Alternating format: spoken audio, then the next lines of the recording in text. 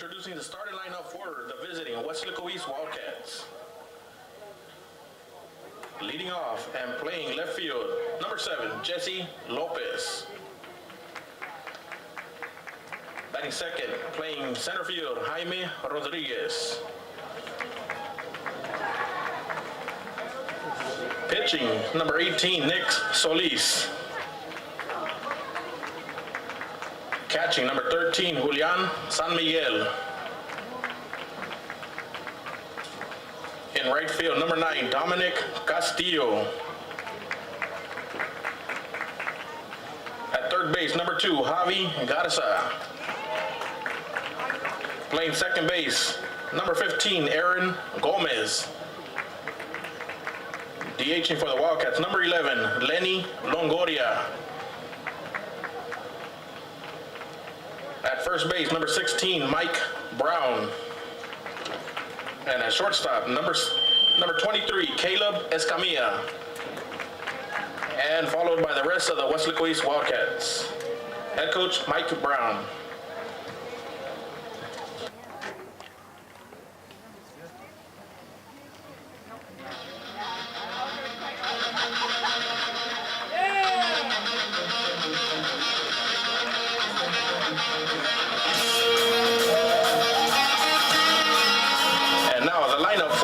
Weslaco Panthers. Introducing the underclassmen for Panther baseball team. Starting off, number 2, Jacob Cavazos. Number 3, Jaden Cavazos. Number 4, Devin Hanks. Number 15, Lorenzo Pompa. Number 20, Elijah Estevanes. And number 21, Matt Soto.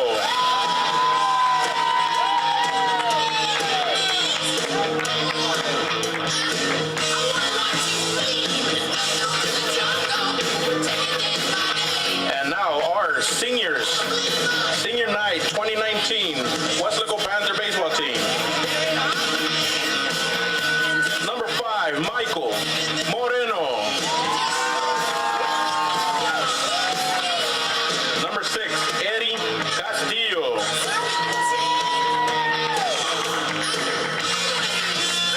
Number 8, Raul Camarena.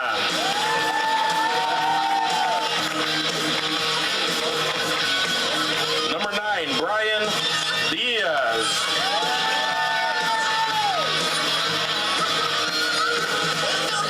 Number 11, Matt Calderon.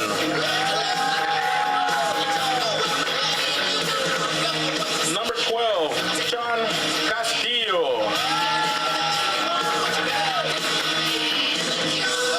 Number 23, Seth Sanchez. Number 24, Axel Camarena. And last but not least, number 32, Jaden Perez.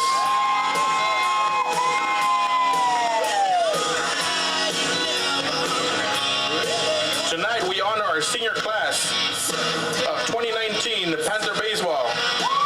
Thank you for all your hard work and dedication to our Panther Baseball program.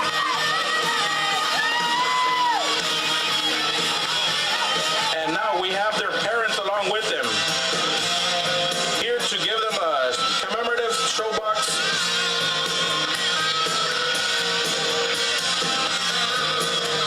Given to them by their number 1 fans, their parents that are here by their side.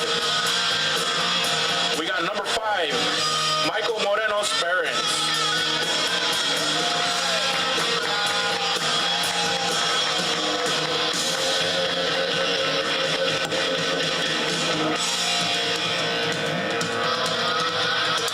Michael's parents, Pete and Lori Moreno.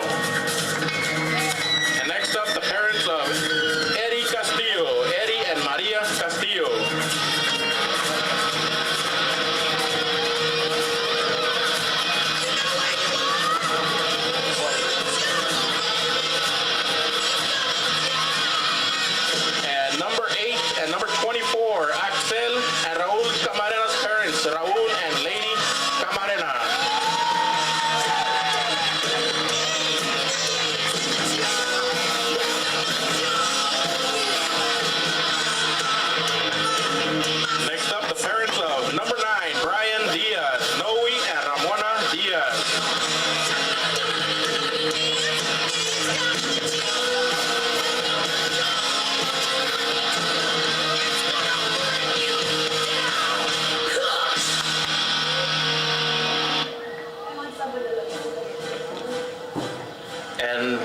Senior number 11's parents, Matthew Calderon, Johnny and Roxanne Calderon.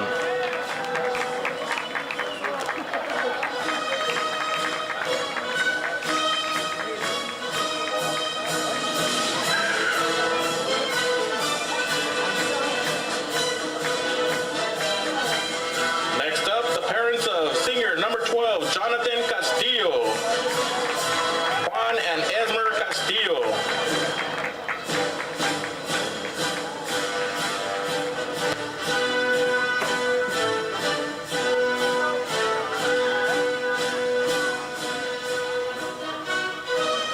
Next up, the parents of senior number 23, Seth Sanchez, Juan and Judy Sanchez.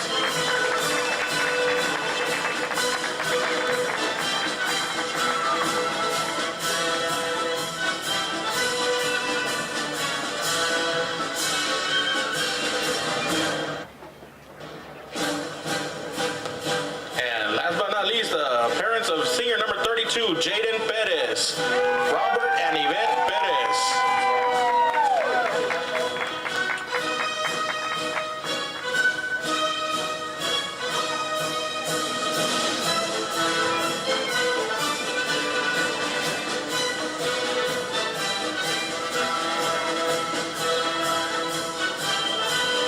This senior class has helped contribute to our 14th consecutive playoff run. Thank you, seniors, and when this run is all done and said, you will be truly missed. And remember, once a Panther, always a Panther.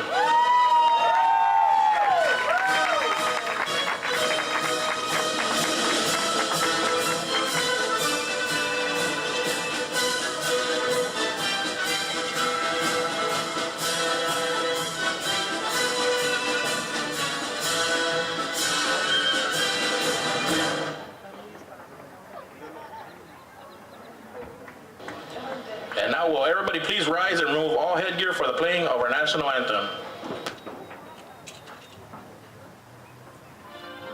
Oh, say, can you see by the dawn's early light what so proudly we hailed at the twilight's last gleaming, whose broad stripes and bright stars through the perilous fight o'er the ramparts we watched were so gallantly streaming, and the rockets' red glare, the bombs bursting in air, gave proof through the night that our flag was still there.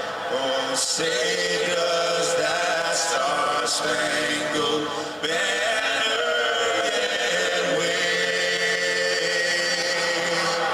o'er the land of the free and the home of the brave.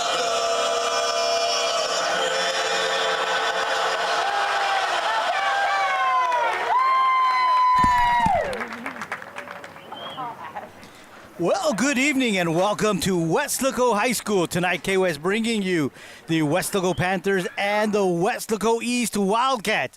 A 31-6A district game between these two high schools in Weslaco. I am Joe Aguilar, joined by Mike Gonzalez, going to bring you all the action from this one. It's senior night here at Weslaco High School, Joe, as we had little pregame festivities here with the parents lining up with the 9 seniors who are going to graduate in May. And a special night for them. But, Joe, we have a big game tonight between the two intra-rival schools here with playoff implications. Yeah, well, of course, Weslaco is already in the playoffs. They're second seed in 31-6A right behind Edinburgh Vela. And, of course, that's all because Coach Serna's had a great season this year, which he also picked up win number 400 just a week ago. Just a week ago against Donna North here at home. So it was a nice night for the program and for Coach Serna. And they've pretty much secured the second spot.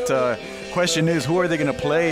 He's told me it could be Los Fresnos, it could be Harlingen South, maybe even Brownsville Rivera. But that remains to be seen because we still have tonight to play and we still have Friday night, the season finale And meanwhile, for Weslaco East, tonight they come in 5th place, but only one game behind Edinburgh North for the 4th spot. Tonight, Edinburgh North is taking on Edinburgh Economides, and then they come over here and play Weslaco High on Friday night, or actually I think Weslaco High goes over there. And so Weslaco East with an opportunity to perhaps get a big win tonight, and then they conclude the season on Friday night against Edinburgh Vela. Edinburgh North is again taking on Edinburgh Economides. So Edinburgh Economides is actually a half a game behind, one full game behind Edinburgh North and a half a game behind Weslaco East. So still a lot of things that can happen in these last few games, and so let's just see what happens, Joe.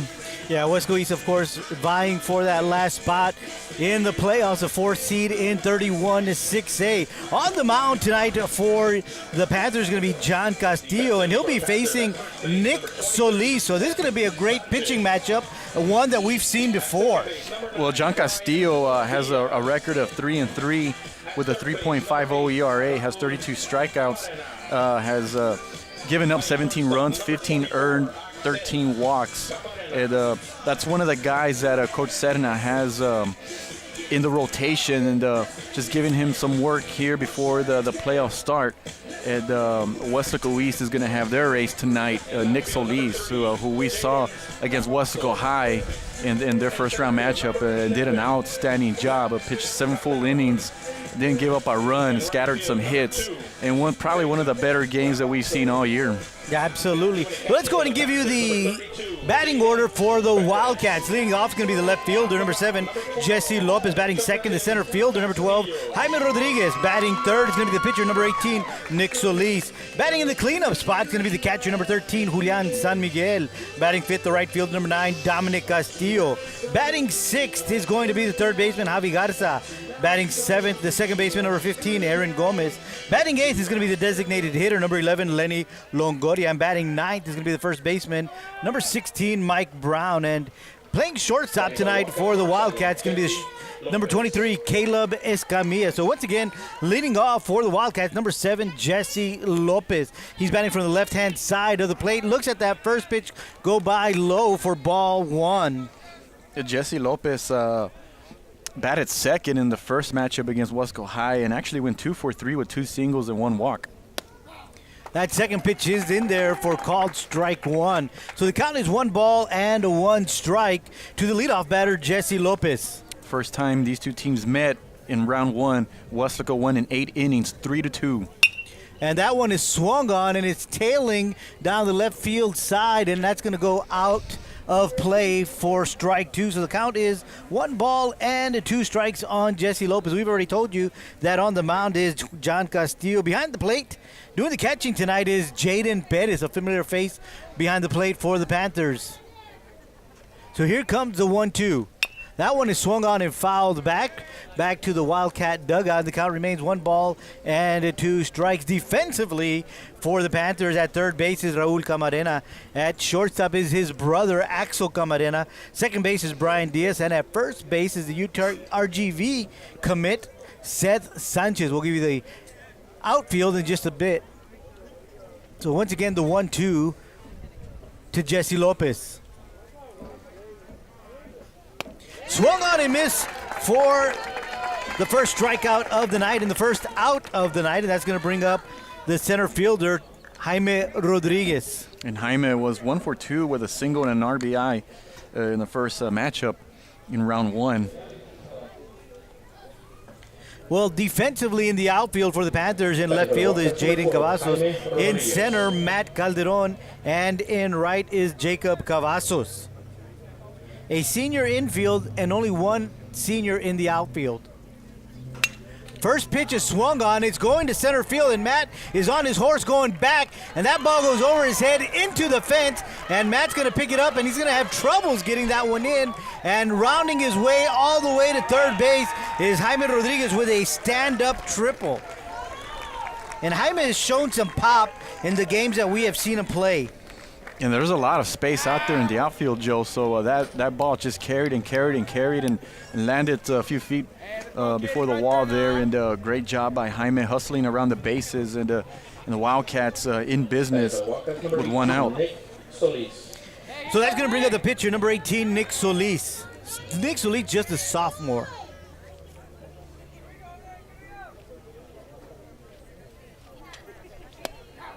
He looks at that first pitch, and that one is in there for strike one.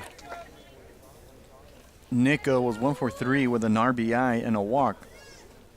First time against Weslaco.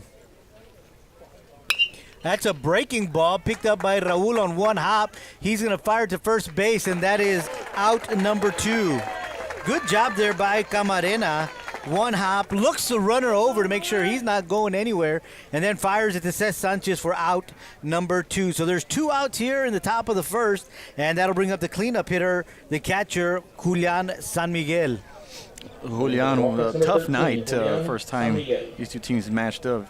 Elijah Stavinis, the ace of Weslaco High, pitched that night against Nick Solis, and San Miguel was 0 for 3 with 3 strikeouts, and so he's hoping for better luck this time. Breaking ball misses a little low for ball 1.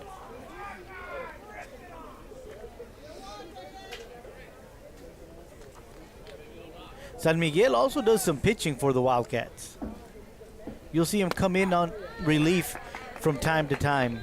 And that one is in there for strike 1, so the count is 1 ball and 1 strike to the catcher, Julian San Miguel.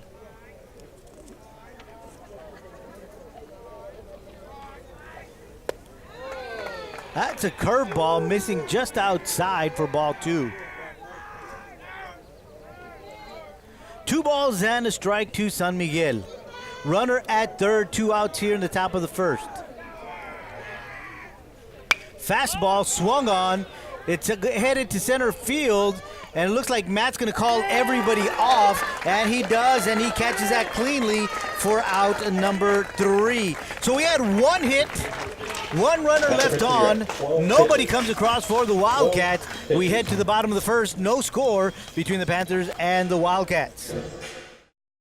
Register now for Weslaco ISD all-day pre-K and kindergarten. Come join our family and one of the many elementary schools recognized with numerous distinction designations for their academic programs. Registration is now taking place at the USDA building on 4th Street. Call 969-6670. Weslaco ISD, all-day pre-K and kindergarten. The right choice.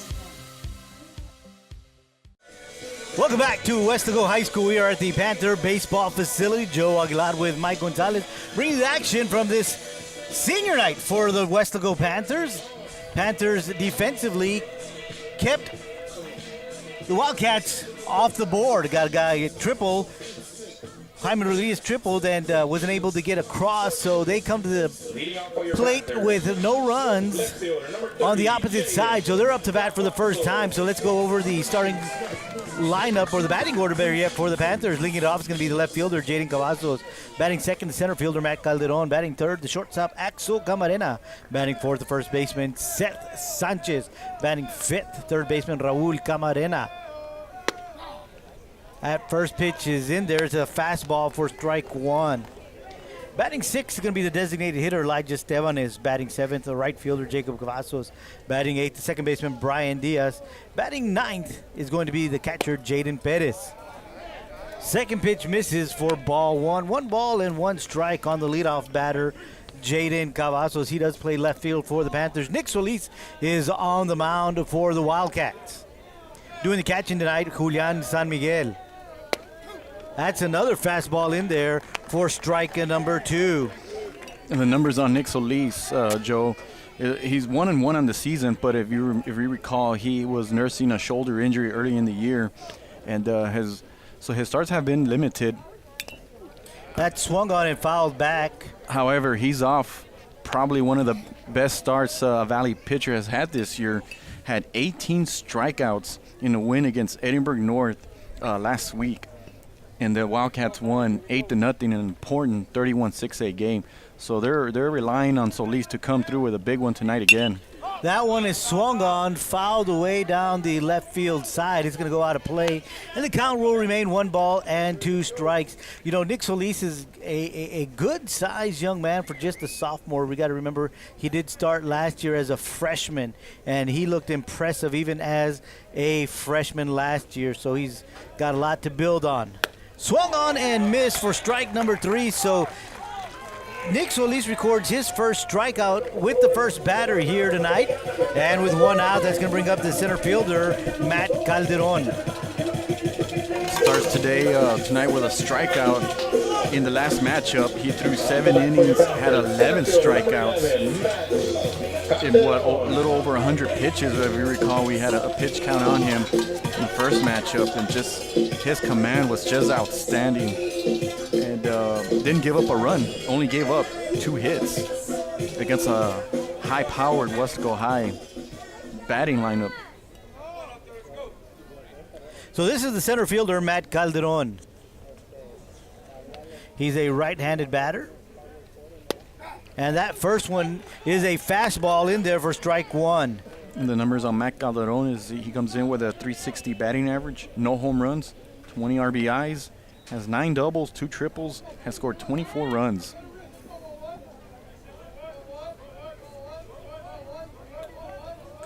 Here comes the 0-1. That's a breaking ball in the dirt for ball 1. And I was peeking at your notes. He has 10 walks as well, so he's a very disciplined batter when he's in that box. And usually a player that's patient at the plate are the ones that are up there in the lineup, because that's kind of what their job is to get on base and to have that pitch count up there. That one misses high for ball 2, so 2 balls and a strike on the center fielder, Matt Calderon.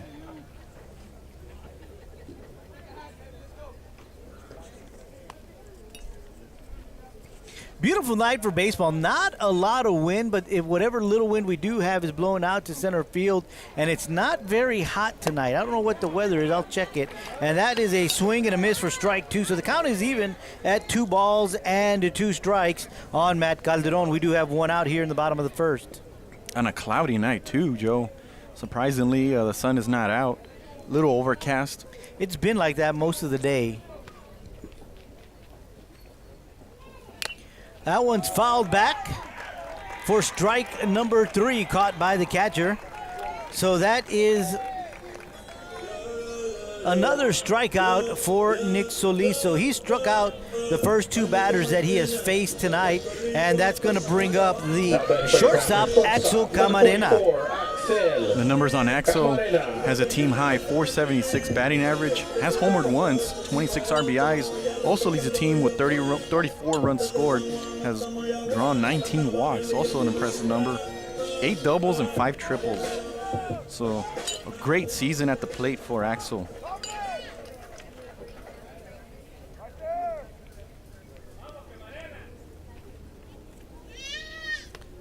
Axel, of course, the brother of Raul. They are twins. They play shortstop and third base, so they cover that left side of the infield for the Panthers. First pitch misses a little high for ball 1. As great of a hitter as Axel is, Nick Solis shut him out in the first matchup, went 0 for 4, actually struck him out 3 times.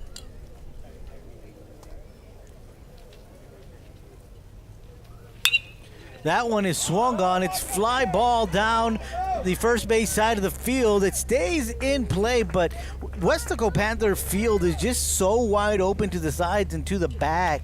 So that was going to be really hard to get to. Mike Brown running out there trying to track that down, but just a little too far out of his reach. So the count is 1 ball and 1 strike to Axel Camarena. Every ballpark is different, but yes, here at Weslaco High, it is one of the bigger ballparks where you have space, a lot of space on foul territory. So the outfielders and the infielders, when given an opportunity, can make a play in foul territory.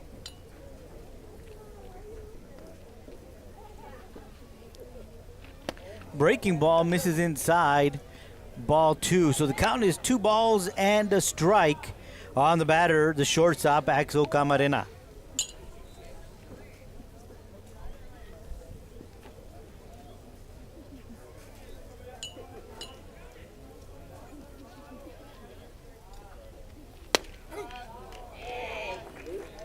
That one is in there for strike 2, so the count is even at 2 balls and 2 strikes. Haven't given you the umpires' names. Margarito Trevino is your home plate umpire. He's calling the balls and strikes tonight. Damian Carranza is on the bases. That one is swung on and fouled back. The count remains even at 2 balls and 2 strikes.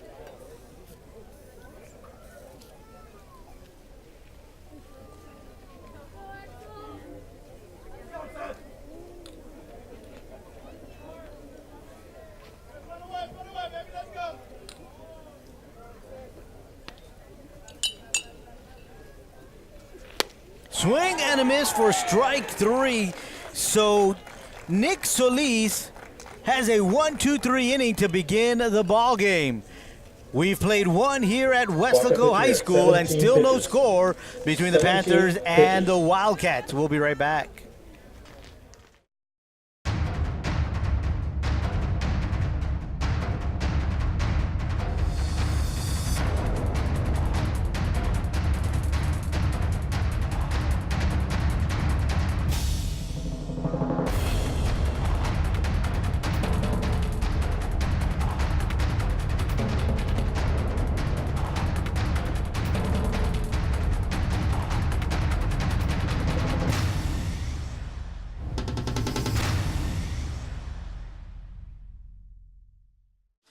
Welcome back, Weslaco High School. KWS bringing you this game between the Panthers and the Wildcats, both high schools from Weslaco ISD.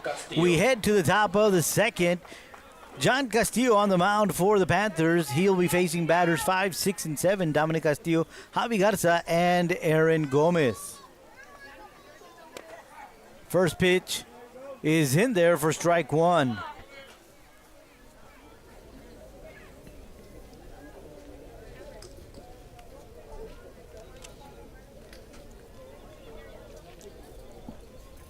That one misses low for ball 1. So the count is 1 ball and 1 strike on the right fielder, Dominic Castillo. Dominic was 0 for 3 facing Elijah Estevanes in the first round. Hit into a 5-4-3 double play. Swing and a miss for strike 2. Good fastball there from John Castillo. Probably the hardest one we've seen tonight.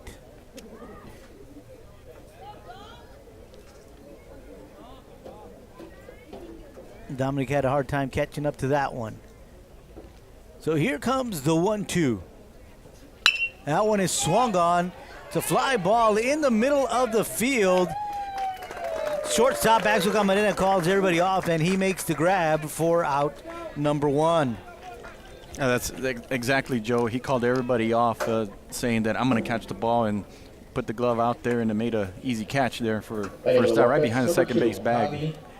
And that's what you like to see from your shortstop, someone that's going to take control of the infield. Usually that's, for the most part, the better athlete on the squad, and of course, you require a lot of leadership from that position. So with 1 out, that's going to bring up the third baseman, Javi Garza. First pitch is low for ball 1.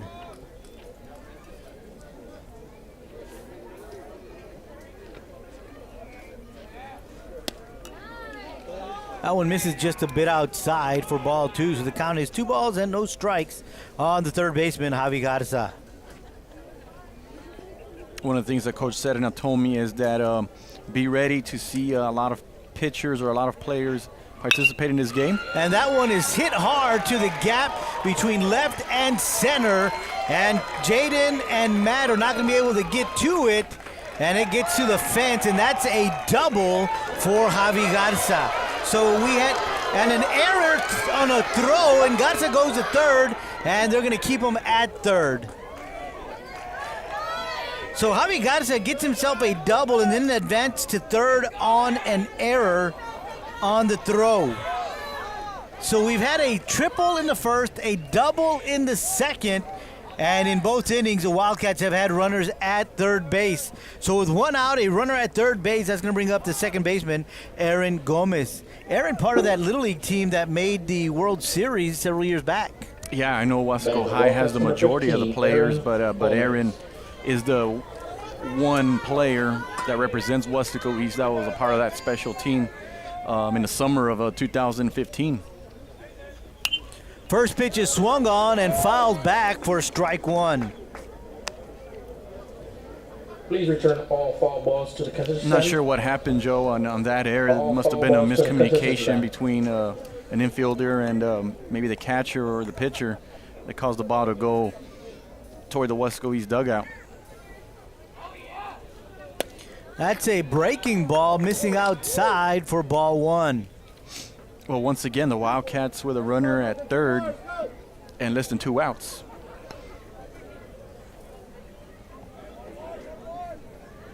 But going back to Coach Seta now, Joe, he did mention to me that don't be surprised to see 2 to 3 pitches tonight.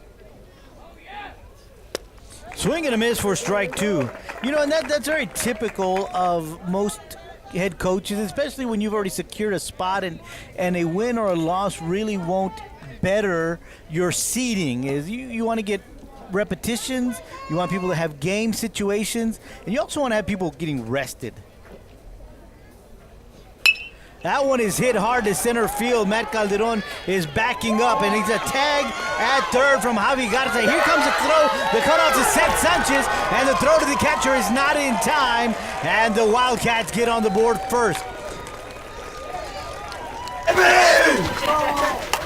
So good job by Javi Garza to get back and tag. Matt Calderon did the best he could, catching that, getting it to the cutoff, and the cutoff to the catcher, but it's just not in time. So we've got 1 run on the board for the Wildcats. 2 outs here in the top of the second. That'll bring up the designated hitter, Lenny Longoria. Yeah, Javi took about 2 or 3 steps toward home plate, but once he realized that the outfielder was going to catch it, immediately went back to the bag, and once the outfielder made the catch, hustled home for that first run. Yeah, I noticed that as well, and I was thinking maybe Javi thought it was going to be a little deeper than it really was.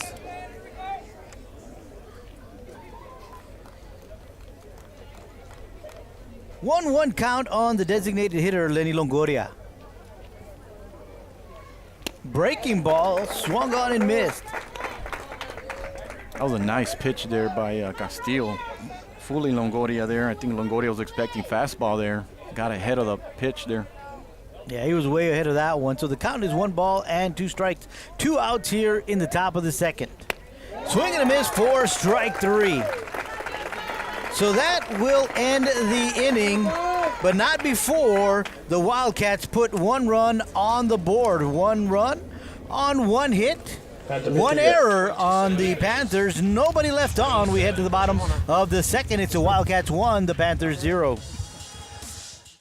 Weslaco ISD graduates receive more than $4 million in college scholarships, including dozens who will play college sports. More than 900 received a certification and are ready for the workforce or continuing their education. Over 400 honor graduates will have opportunities to study at top-tier universities. And we are proud of our scholars graduating from medical school, law school, business school, and Ivy League universities. Weslaco ISD, the right choice for high school and beyond. Welcome back to Panther baseball field. It is the Panthers taking on the Wildcats. We head to the bottom of the second inning. Wildcats leading this one 1-0. They scored in the top half of the second, a double by the third baseman Javi Garza, who then reached third on a throwing error, then scored on a sac fly by Longoria. Nick Solis on the mound for the Wildcats. He'll be facing batters 4, 5, and 6 from the Panthers. Seth Sanchez swings at the first one. It's a 2-hopper to the shortstop, and that's an error on the throw. Sanchez in at second.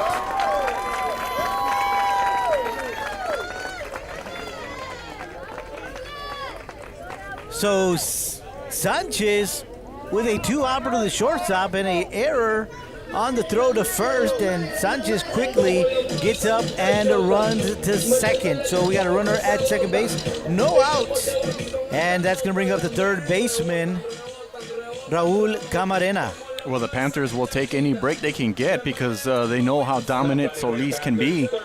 Already starting the game with 3 straight strikeouts here. So now you got a man on second base with nobody out via an error. And so now Raul Camarena with an opportunity to help the team out and tie the score here. Camarena bats from the left side of the plate, and of course Nick Solis is a left-handed pitcher. Shows bunt, and he lays it down the third base side, and it's in perfect position. And Nick Solis goes out to grab it, but by the time he gets there, Camarena's already at first base.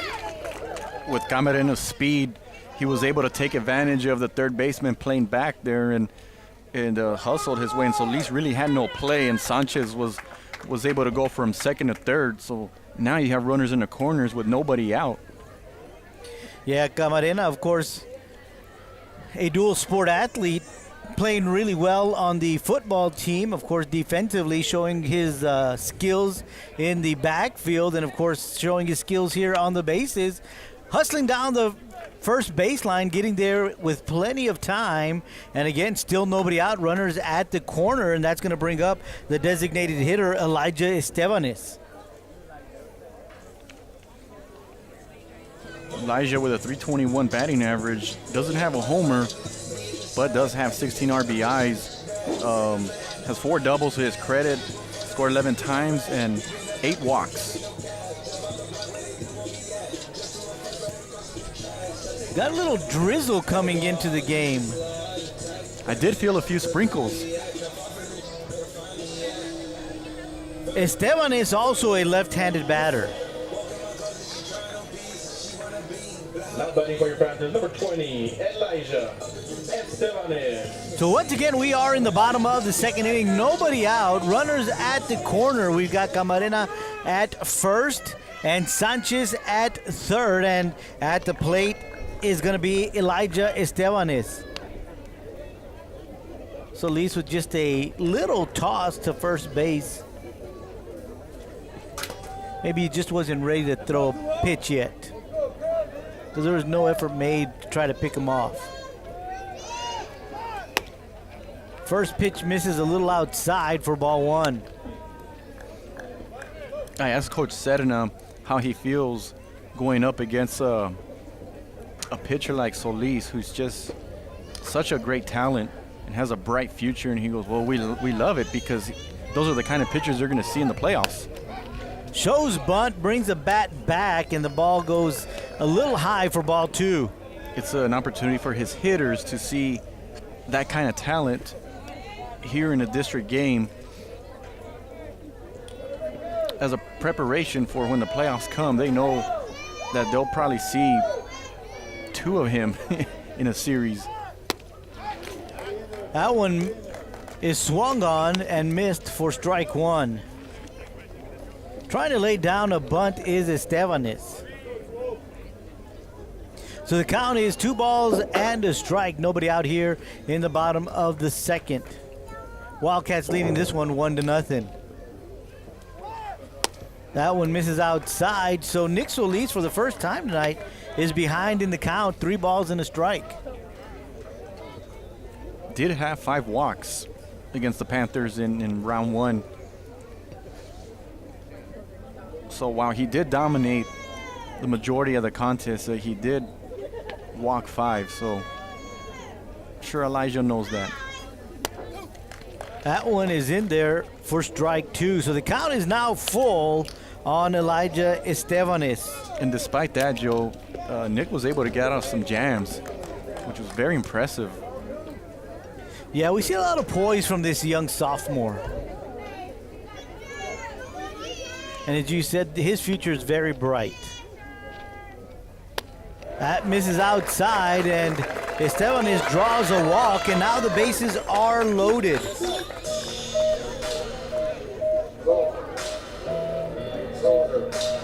And with the bases loaded, nobody out, that'll bring up the right fielder, Jacob Cavazos. Jacob batting 7th, and I remember in the season he started off batting 9th, and A couple of weeks ago, he got hot, and Coach Serna decided to move him up in the lineup. And ever since he's been moved up in the lineup, we've seen his bat really come alive. Well, exactly, Joe. Right now, his batting average is at 258, but first time we saw him play, I want to say it was about 250 or maybe a few points below that. Does have 2 home runs, 12 RBIs. He scored 19 runs, has drawn 12 walks. But he's an important part of this team. If you remember, defensively, made some terrific plays out in right field. Even throwing out a guy at first base. Yeah, I remember that. It was very impressive. So he looks at that first pitch for strike one.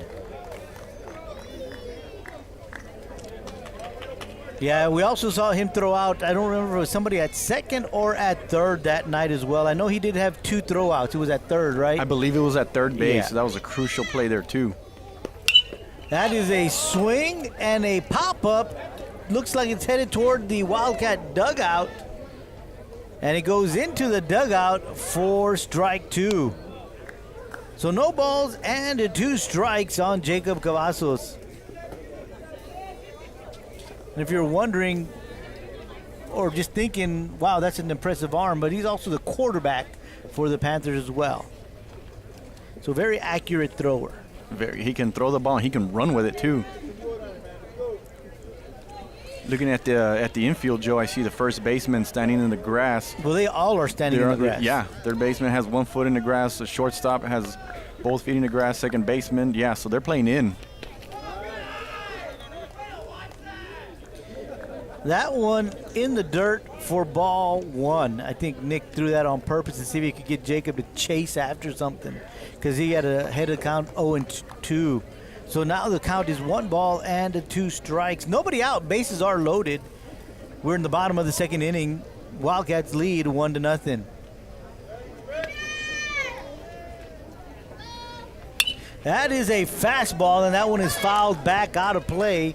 Count remains 1 ball and 2 strikes. Please return that foul ball to the One of the other things I asked Coach Serna is going up against Solis, what his batters need to do. He goes, Mike, we just need to put the ball in play. He felt like they didn't do enough of that first time they played.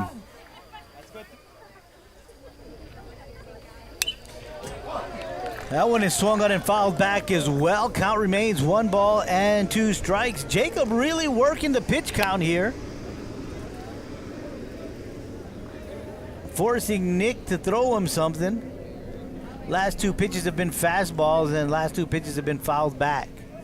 So we'll see what Nick comes back with here with the count 1 ball and 2 strikes for the 3rd time. That's a breaking ball, and that one is in play, and that one is down the third base line, and we've got 2 runners coming in, and we've got a 3rd one coming in. Elijah Estebanes all the way from first. That was a very hard-hit ball right down the third base line, and by the time Jesse Lopez got to it, Raul Camarena, who was on second, was rounding third, and Elijah Estebanes was hot on his trail and on his heels and was not stopping and made it all the way from first. So a 3 RBI double for Jacob. And because the infield was playing in, Jacob was able to hit it at a spot where they weren't able to get it and just line drive it down the third base bag there. And with the speed of the Weslaco Panthers just rounding the bases there, Jacob was able to, like you mentioned, Joe, go to second and then go to third on the throw to home there. So big time hit there by Jacob, and he gets RBIs number 13, 14, and 15 for the season. So just like that, the Panthers are up 3-1 with no outs here in the bottom of the second, and that's going to bring up the second baseman, Brian Diaz. He shows bunt, and he's hit by the pitch, and he'll make his way over to first base.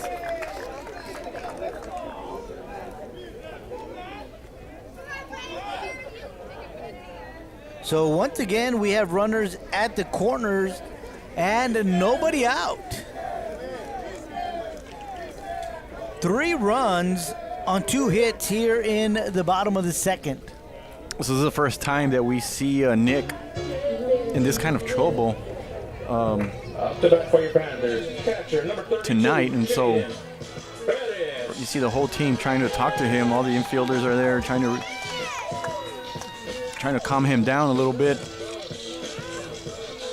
As we know, this is a big game for the Wildcats, and they have their best pitcher there. So San Miguel looking over at Coach Brown to see what it is that he wants to do here. And, of course, a lot of respect between catchers here in 31-6A. We see that a lot. When the catcher comes to the plate, there's always a high five or a little love expressed to one another there in the circle. So, catcher Jaden Perez up to bat for the Panthers. There are no outs here in the bottom of the second. Runners at the corner. Jacob at third base and Brian Diaz at first. Brian, of course, hit by the pitch. Shows bunt on the first pitch, fouls it back out of play for strike one. And the numbers for Jaden, Joe, are pretty solid. 250 batting average, has 16 RBIs, which is pretty good. Drawn 14 walks and has 5 doubles. Again, shows bunt, and that one is there for strike two. He couldn't pull the bat back in time, so he takes strike two. 0-2 the count on Jaden Perez. So we've seen Jaden attempt to bunt here with a 0-2 count. Let's see if Coach Sedna gives him the green light to keep bunting, or if he's going to swing away.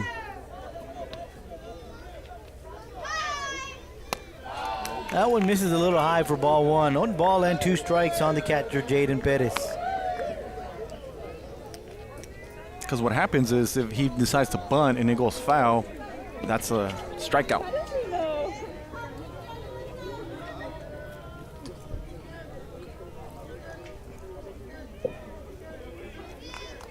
Diaz at first.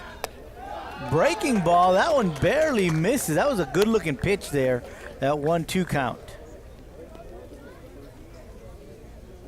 So the count is even at 2 balls and 2 strikes. Nobody out here in the bottom of the second inning.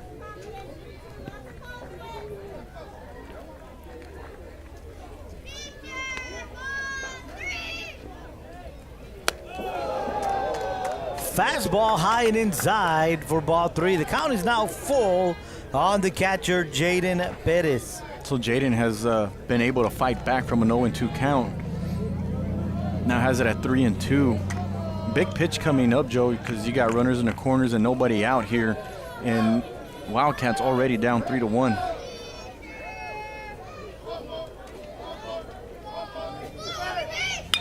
That one is swung on and a fly ball to right field. Dominic Castillo moving back. He makes the grab. Runner at third. Jacob Cavazos is going to tag up and he'll score easily. Brian Diaz makes no attempt at tagging up as the ball was hit to right field. And that run now makes the score 4-1 in favor of the Panthers. So there is 1 out here in the bottom of the second inning, and that's going to go. Now we're going to go to the top of the order, and the batting for the Panthers is going to be the left fielder, Jaden Cavazos, who struck out his first time up at the plate today. And for Jaden Perez, that's RBI number 17. Did his job, got that run third base home, and hit it at a great spot there at right field, pretty deep, far enough to score Jacob from third base. So 1 out, runner at first. Jaden Cavazos, the batter for the Panthers. And Jaden leads the team with 23 walks, has scored 25 times, and has a .341 batting average. And he's got some power. He hits the ball deep, and we've seen him hit the ball to the fence a couple of times this year. First 2 pitches miss, and the count is 2 balls and no strikes to Jaden Cavazos. As a matter of fact, Joe, he has 7 doubles and 4 triples. So you're right. He doesn't have a home run this year, but does have the capability of hitting the ball out there. Yeah, when he's gotten it out to the fence, he's gotten it out to the fence in a hurry. And, of course, this young man does have some wheels as well. So he is ahead of the count 3-0. Pitcher Nick Solis asking for a different baseball.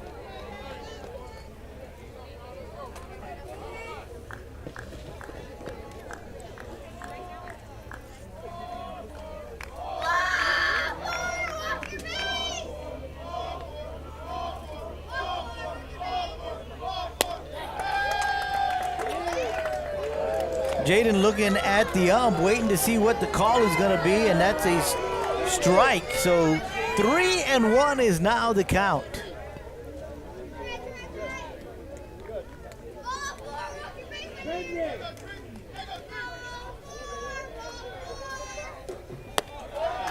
That one misses a little inside. A good-looking breaking ball from Solis, but it misses for ball 4. So Jaden is now at first, and Brian Diaz moves over to second. That is the second walk by Nick Solis here in the second inning. So runners at first and second, only one out, and that'll bring up the center fielder, Matt Calderon, who struck out his first time at the plate today. Matt represents batter number 8 in this inning. Yeah, great patience there by Jaden Cavazos, drawing the walk there as Solis's pitch count goes up.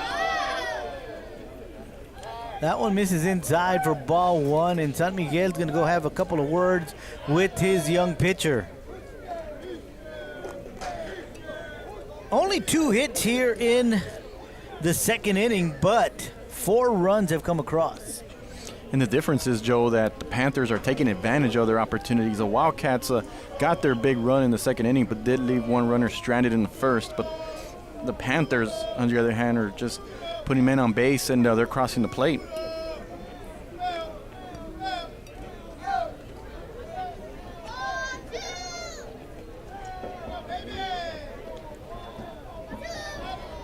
That one is hit hard to the gap in left center field. Jaime Rodriguez, Jesse Lopez trying to get it.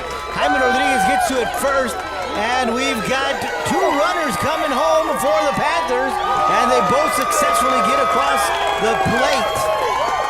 Jaden Cavazos, he got on his horse immediately, recognizing that that ball was going to get in the gap, and from first base he scored pretty easily because he was already halfway to home from third base when Brian Diaz was crossing the plate, and that's runs number 5 and 6 for the Panthers, and that's a double for Matt Calderon. And now at the plate is going to be Axel Camarena, batter number 9 of the inning. And I mean, I think we're watching here what Coach Sedana wanted his players to do, and that is to put the ball in play. They had problems with him the first time they played one another, but that hasn't been the case this inning. Panthers, how many did you say, Joe? 3 hits now? And that's 3 hits. 3 hits there, but they've been big-time hits. Got a single and 2 doubles? 2 doubles and a single in this inning.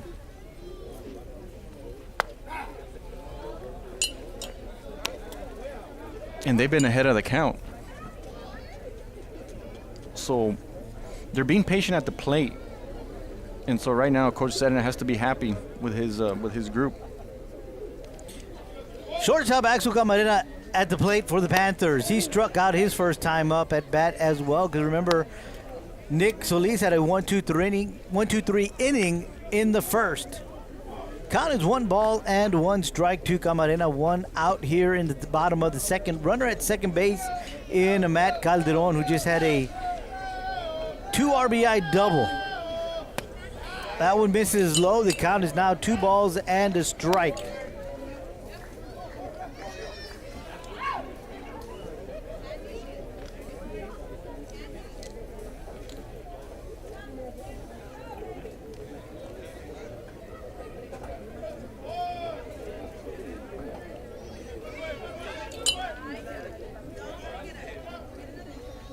Swing and a miss for strike number 2. So the count is even at 2 balls and 2 strikes.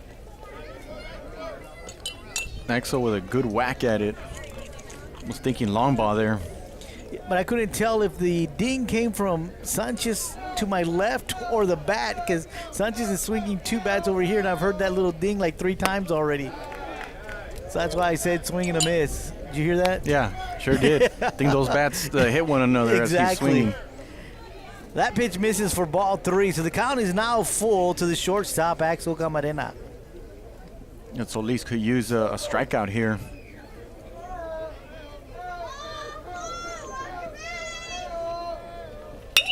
That is hit hard to center field. Rodriguez is under it. He's going to make the grab on his way to third base is Matt Calderon, and he's going to make it to third.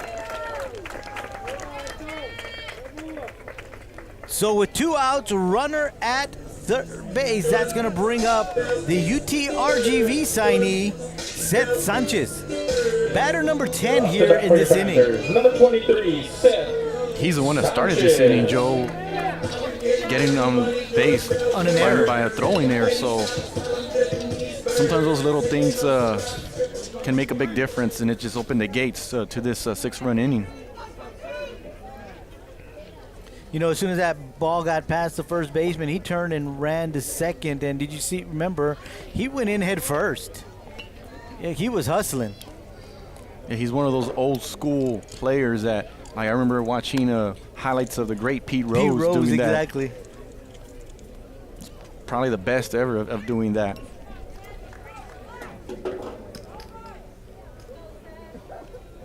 Yeah, when you said remind you of someone, that's the first name that came to my head. That pitch misses a little high, so the count is now 2 balls and no strikes to Seth Sanchez. Seth, as you mentioned, did reach and scored on an error in the same inning here.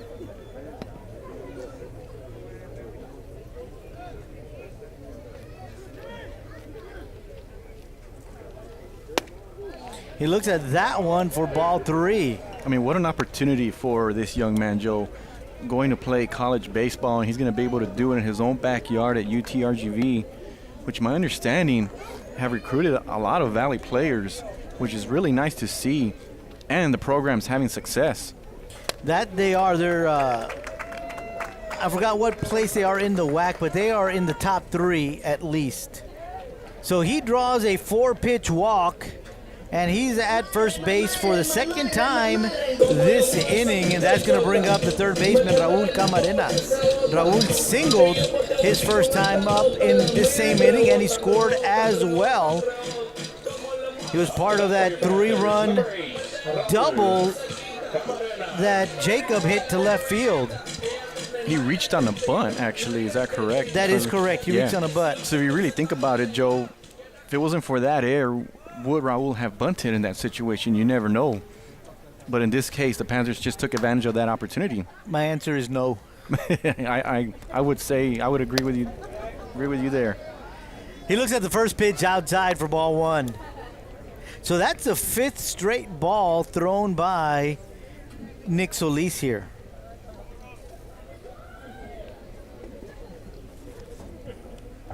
He struck out the first 3 batters. He does not have a strikeout here in the second inning.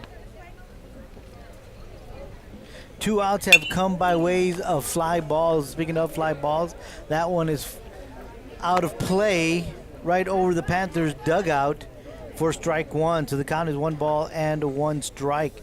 What I was going at right there was that the 2 outs that have been committed here by the Panthers have been fly outs to center and to right. And they were well hit, too. Hit hard, line drives. But a great job by the outfielders catching the ball. 2 outs here in the bottom of the second. Panthers lead 6-1, all 6 runs coming here in the bottom of the second. Runners at the corners. Matt Calderon at third, Seth Sanchez at first. That pitch misses for ball 2.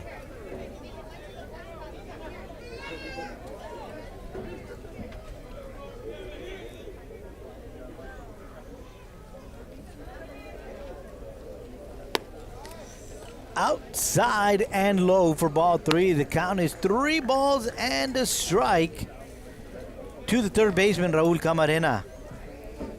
Raul, one of 9 seniors on the team. 6 seniors starting tonight. 6 seniors that are starting, 9 overall. And I think they're going to have a little something for them after the game, for the family and for the players. And for the broadcasting crew. And for the broadcasting crew. That one's hit right to Aaron Gomez. He picks it up, fires it to first. And he is safe. Again, we talked about that speed. Remember that bunt and how Nick Solis made his way over to get that bunt, and by the time he turned and looked at first base, Camarena was already there. So we're going to have to score that a hit. And an RBI. And an RBI because Matt Calderon did come across. So 2 infield hits for Camarena here in the game tonight. Both hits coming in the second inning. And, of course, like you just mentioned, an RBI. And that ups the score 7-1 in favor of the Panthers. And both hits in the infield. Right. Wasn't hit too hard, but it's just, as you mentioned, Joe, just his hustle is what made the difference. And he does bat from the left side of the plate, so he's got that one-step jump. First pitch is fouled back for strike one. It's Elijah Esteban, as a designated hitter, is at the plate. That one is hit in foul territory down the first base line. Mike Brown on his horse. Right fielder comes, slides, and what a grab. Dominic Castillo came in from his right field spot, slid and made a great grab for out number 3, but not before the Panthers put across 7 runs in the bottom of the second. We've played 2 here at Panther Baseball Field. We head to the third, and it's the Panthers 7, the Wildcats 1.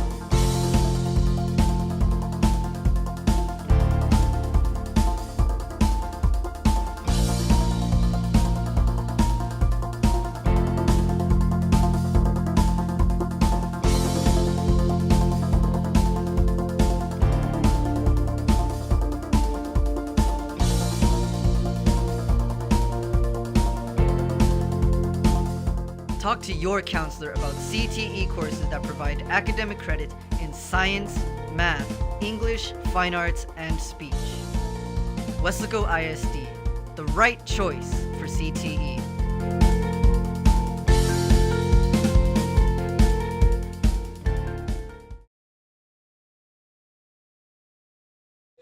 Welcome back to Weslaco High School. Weslaco Panthers taking on the Weslaco East Wildcats.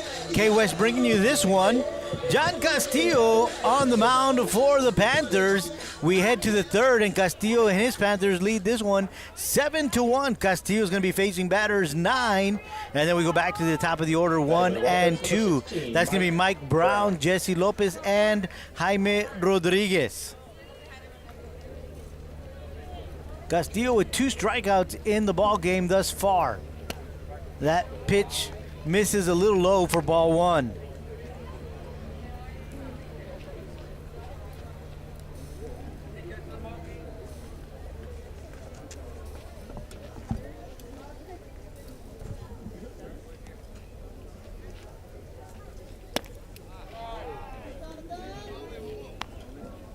That one misses for ball 2. Count is 2 balls and no strikes on the first baseman, Mike Brown.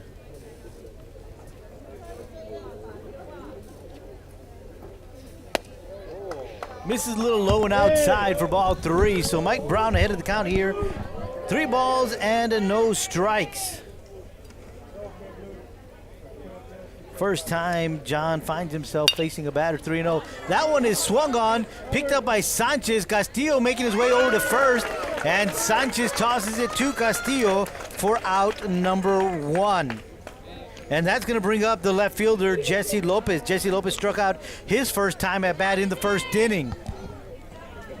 Good job there by Seth, moving over to his right, grabbing it, and of course John Castillo coming off the mound and hustling to first base to make sure that they get Mike Brown before he gets to first. So that's out number 1.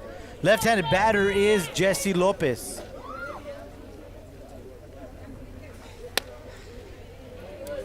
That pitch misses high and outside for ball 1. Castillo has to feel really good right now, Joe, with a 6-run cushion. Knows that now the game is in his hands, really. Just see, to control the game basically and come away with a win. Yeah, just throw strikes and expect your defense to do what they just did right now, just like Seth does, make outs. And carry that momentum into the playoffs. That's what's important here. Swing and a miss for strike 1. So the count is 2 balls and a strike to the leadoff hitter, Jesse Lopez. And as I mentioned, Joe, Coach Sedina told me this morning that don't be surprised if you see about 2 or 3 pitchers tonight. So I wonder what his philosophy is now with John with a nice cushion here. And I see John going maybe 4 innings, and then they're going to bring in Soto probably is my guess. That pitch misses for ball 3, so the count is 3 balls and a strike to the left fielder, Jesse Lopez. That one is fouled away for strike 2, so the count is now full to Jesse Lopez. Another name he brought up was Jacob Cavazos, who did pitch last year, including the playoffs. Hasn't seen much action this year, but he wanted him to get some work because, again, it's just one of those situations where you never know if you need him in the playoffs, and you just kind of want him to get a little bit of work in. So don't be surprised if we see Jacob later in the game. That one is hit to left field. Jaden on his horse, and he can't get to it. That ball's going to go to the fence, and that's going to be a stand-up double for Jesse Lopez. That ball was hit hard, and Jaden turned quickly and ran back, but that one just sailed over his head, and there was just no way he could get to it. And again, the Wildcats have a runner on the bag. They've had someone on each and every inning, and they've had a triple now and 2 doubles here in this ball game. Yeah, Jaden gave it a best shot there. Did a 360 actually. Looked one way and then looked the other, but the ball went over his head.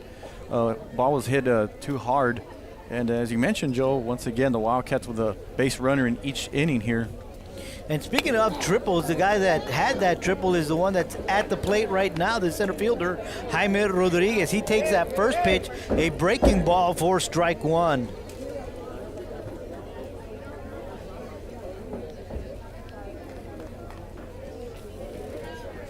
Swing and a miss for strike 2.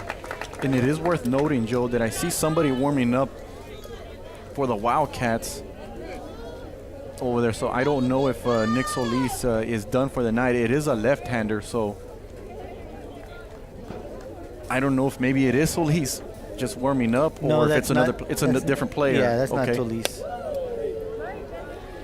That pitch misses outside, and that's the first ball taken by Jaime Rodriguez. So the count is 1 ball and 2 strikes.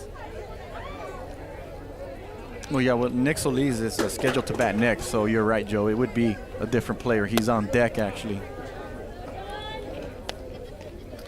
Another pitch missing for ball 2, so the count is even 2 balls and 2 strikes. You know, you're talking about left-handed pitching, Nick Solis.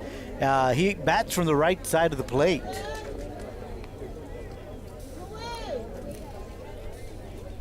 So the count is even 2 balls and 2 strikes. That one is swung on and missed for strike 3. So that is the 3rd strikeout for John Castillo tonight. 2nd out of the inning, and with the runner at 2nd, that's going to bring up Nick Solis, who we were just talking about right now. As you mentioned, he bats on the right-hand side. It's pretty common to see right-handed players bat left-handed, but in this case, it's a different.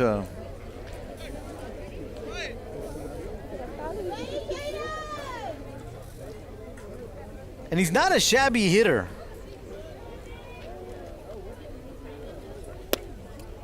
first pitch is low for ball one.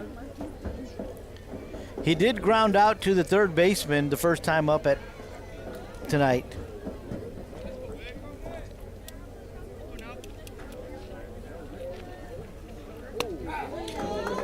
A breaking ball in there for strike one. So the count is 1-1 strike to Nick Solis. Great breaking ball there by John Castillo, and Solis went ahead and took the pitch there and Castillo put it at a great location. And that one is hit hard to the shortstop, Axel Camarena. He picks it up, fires it to first for out number 3. So we did have one hit in the inning, no runners come across, one runner left on, and we head to the bottom of the third. It is the Weslaco Panthers 7, the Weslaco East Wildcats 1. You're enjoying Weslaco ISD baseball right here on K-West. We'll be right back. Weslaco ISD all-day pre-K, where every child has a unique way of learning. Through fun activities, we encourage your child's creativity and compassion. At Weslaco ISD, our TEA-certified teachers provide the highest standard of education along with social and emotional learning. Come join our family and one of the many elementary schools recognized with numerous distinction designations for their academic programs. Weslaco ISD, all-day pre-K, the right choice. We are back at the Weslaco High School, the Panther Baseball Complex. K-West bringing you this Weslaco ISD baseball clash between the Panthers and the Wildcats. Mike, you mentioned before we headed out to break that you saw someone warming up in the bullpen for the Wildcats. Nick Solis back on the mound for the Wildcats. And he will be facing batters 7, 8, and 9. That's going to be Jacob Cavazos, Brian Diaz, and Jaden Perez. Jacob, his first time up in the last inning, a double, but it was a 3 RBI double for him. First pitch is fouled back for strike one. Solis just trying to get back into the rhythm, treat this game like if it's 0-0. And just forget about the score and get these 3 batters out and hope that the offense could come through in the next few innings. Yeah, just start chipping away at that lead. Don't try to get them all at once. That pitch misses just a little bit outside for ball one, so the count is 1-1 strike on Jacob Cavazos.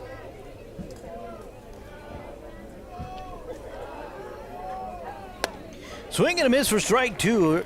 Earlier, we were talking about maybe seeing Jacob on the mound tonight. We haven't seen a lot of them this year. And so, yes, as you mentioned, Mike, you had a chance to catch up with Coach Serna earlier, and he was going to be utilizing quite a few players because, of course, you want to make sure everybody's fresh and ready to go come playoff time. And he looks at that one for strike number 3. So just like you mentioned right now, Mike, Nick Solis just needs to settle down and start striking batters out like he normally does. And he takes care of business with the first batter in Jacob Cavazos. And that's strikeout number 4 for him tonight. And that's going to bring up the second baseman, Brian Diaz. And Solis just kind of making it look easy. I mean, just like in the first inning, it's kind of what we saw there. Got shaken up in the second inning, but a great start here in the third.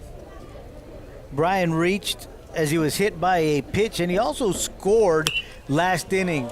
That pitch is swung on and fouled back for strike 1.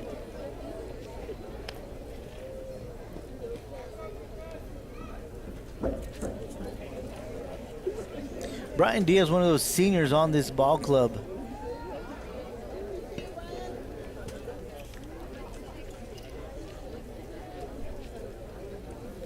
Breaking ball. That one gets between first and second. Aaron goes all the way to the outfield to go retrieve that one. But he can't get it to the first baseman, Mike Brown, in time. That one was hit in the gap, but Aaron Gomez, what a great job he did to come all the way across, grab that one in the outfield.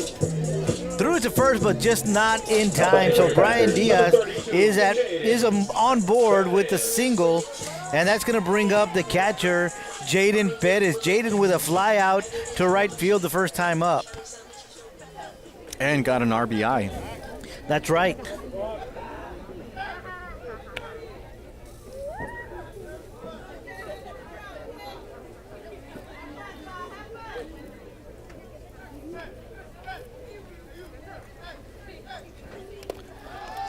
Low for ball one. I'm watching the third baseman playing pretty far in. Both his feet are in the grass there, so wonder if they're thinking maybe he's going to try to bunt. I think you and I are thinking alike. You know, Coach Sedlin likes to play a lot of small ball. Second pitch misses outside for ball two. And we've seen that a lot. Even here tonight, we've seen a couple of bunts already put down. Of course, the one by Camarena. And then Estebanes was trying to bunt, and he went to 2 strikes and then went ahead and just swung on the pitch.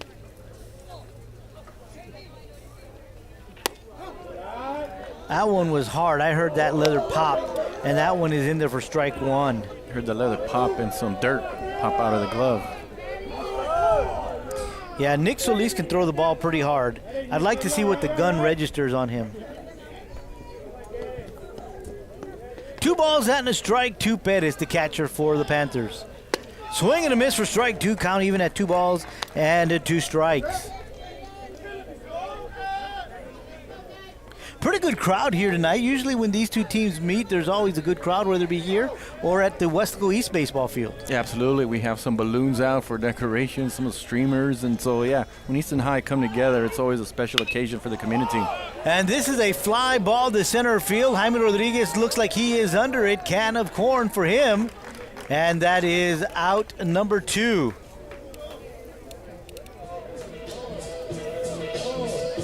So 2 outs here in the bottom of the third. Runner at first base and Brian Diaz. And we head to the top of the batting order. The left fielder, Jaden Cavazos. Jaden struck out his first time up, walked and scored the second time up. All the way from first.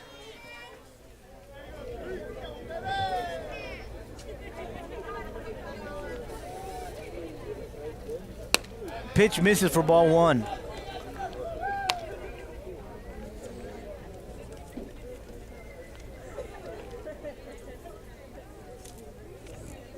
So Jaden walked his last time up, and so he increased his team leading base on balls now with 24 on the season.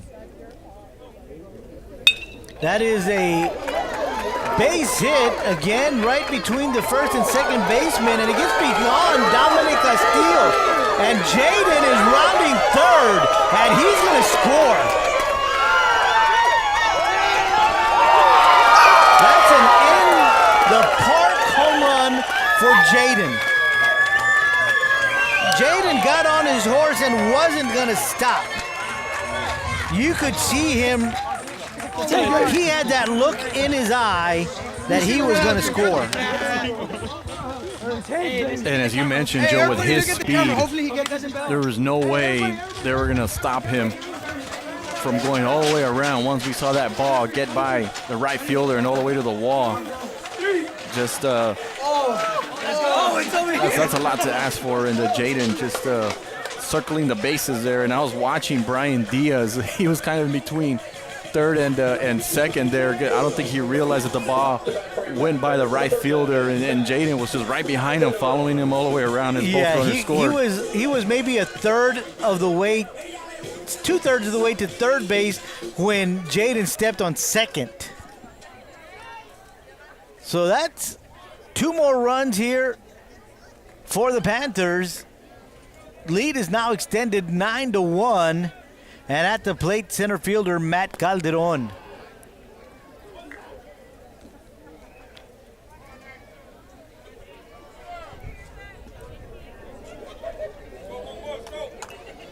And Matt with a 2-run double in that big 7-run second inning.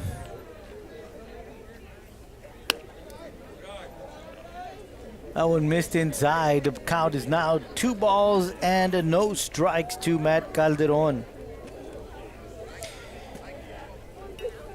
Another senior on the team. playing his last home game. Talking to Coach Serna before the ball game, you can tell just how proud he is of this senior core or the senior group, because they have extended the Weslaco High School playoff appearance to 14 straight years. And these seniors are a big part of that run. And of course, a lot of these seniors and a few of the juniors, part of that World Series Little League team that made it all the way to the World Series. So this is a streak that started back in 2006 when these boys were probably in maybe first grade perhaps. Yep. I mean, that's how far back the streak goes, and that's very, very impressive. So Calderon is on board on a walk, and that'll bring up the shortstop, Axel Camarena. Camarena's 0 for 2 tonight. Struck out his first time up and flew out to center the second time up. Batting for your Panthers, shortstop, number 24, Axel Camarena. And I mean, going back to that World Series team, I mean, they represented the Valley over there in Michigan as regional champs. So I mean, it wasn't just a city thing or a Valley thing, even state of Texas. It was a whole region playing against international teams and playing against best of the best around the country And the world. Absolutely. So 2 outs here in the bottom of the third. Camarena at the plate. He is the shortstop for the Panthers. Swing and a miss. Strike 1.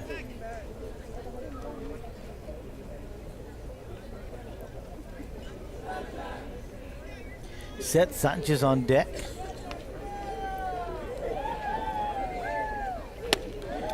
Inside for ball 1. 1 ball and 1 strike. There are 2 outs here in the bottom of the third. Panthers have brought 2 across.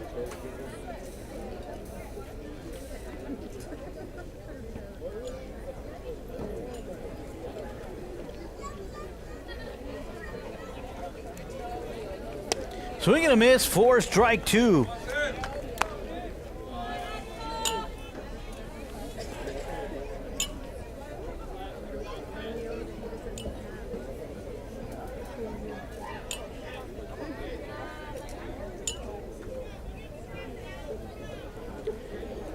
Kind of favoring that left, that left shoulder a little bit. So here comes the 1-2. Runners going. Swing and a miss for strike 3. And that will end the inning. 2 hits, 2 runs, 1 runner left on. We head to the top of the 4th inning. It's the Weslaco Panthers 9, the Weslaco East Wildcats 1. Before David Lozano started practicing law, he was a student at Weslaco ISD. He participated in UIL athletics. He was a regional qualifier. He earned college credits through the dual enrollment program. After high school, he attended the University of Texas before graduating from St. Mary's School of Law. Now he helps people in need as an attorney. WISD is home to some of the most prestigious graduates in the Rio Grande Valley. For David Lozano, Weslaco ISD was the right choice. Welcome back to Weslaco High School. Headed to the top of the 4th inning, Weslaco Panthers up 9-1. John Castillo still on the mound for the Panthers. And here in the 4th inning, he'll be facing batters 4, 5, and 6 in Julian San Miguel, Dominic Castillo, and Javi Garza. I am Joe Aguilar, joined by Mike Gonzalez, bringing you all the action from this one. Just got a couple of more drops here. We've had a few sprinkles here and there, but when I speak about sprinkles, it's literally sprinkles. That's it. That's all it is for now. And we hope that Mother Nature will cooperate with us at least for the next hour or so. First pitch is in there for strike 1. Second one, a breaking ball, misses for ball 1. 1 ball and 1 strike. As we mentioned, Castillo still on the mound for the Panthers. He's allowed 3 hits tonight. That one is fouled away for strike 2. None of them being a single, though. He's given up a triple and 2 doubles. Yeah, the Wildcats have hit the ball hard here. Have made Castillo work, but fortunately for Castillo, he's been able to get out of those innings with just 1 run, really. Giving up 1 run, but pretty solid outing so far. Here comes the 1-2. That one misses outside. Count is now even at 2 balls and 2 strikes.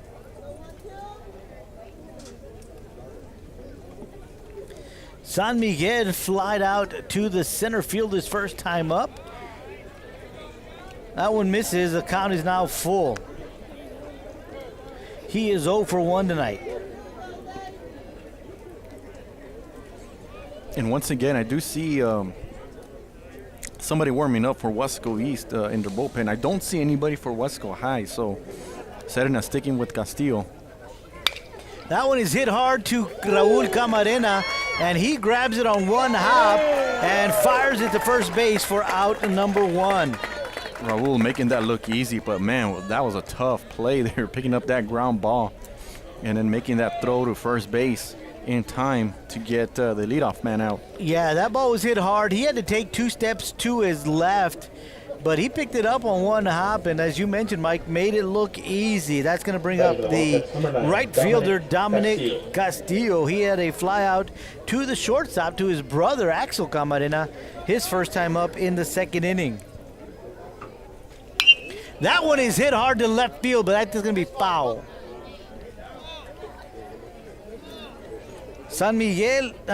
Castillo hit that one hard.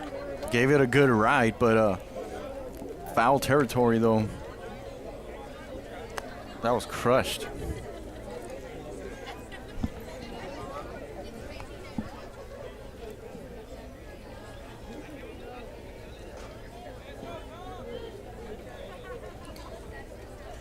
So 0-1 the count on Dominic Castillo.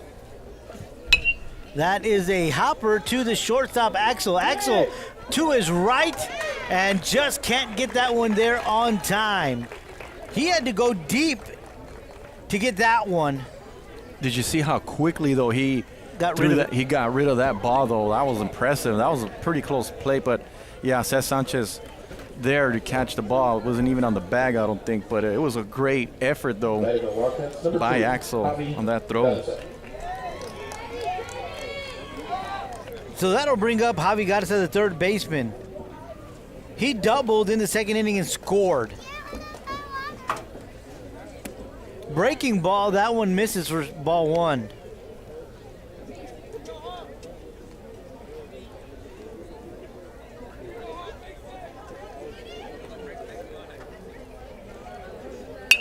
That one is hit hard to right field. Jacob on the run, and he can't get to it.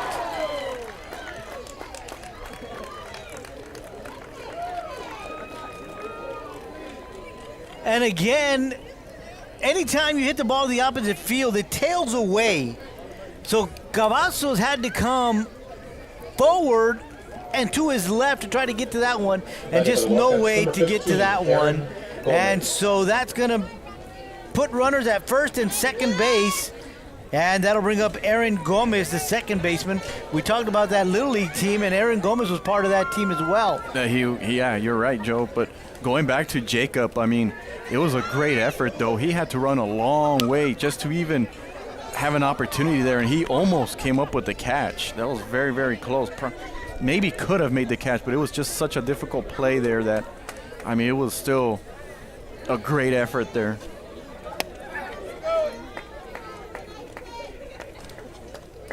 Gomez looks at that one for strike 1. Count is 1 ball and 1 strike. 1 out here in the 4th inning. Runners at first and second. Gomez. Camarena picks it up, trying to get it out of his glove, and he can't.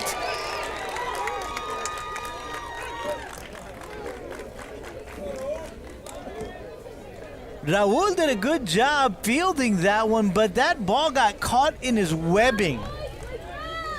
And that play at first was very, very close. I wasn't sure what the umpire was going to call there, but he was right on top of it. But, yeah, you notice he kind of hesitated on where he should throw the ball. I think he wanted to throw it to second, but then realized he was going to have a play there. So the very last second had to throw it to first, then was able to get that out at first. So the bases are now loaded for the Wildcats. As you mentioned earlier, you know, the Wildcats, all they need to do is start clawing their way back into this one, not try to get all of them, all the runs at one time. And at the plate, the designated hitter, Lenny Longoria. He is 0 for 1 tonight. Breaking ball misses for ball 1. Batting for the Wildcats, number 11, Lenny Longoria. We saw the Panthers score some runs on Solis when they loaded the bases. Here, the Wildcats with an opportunity to get back into this game.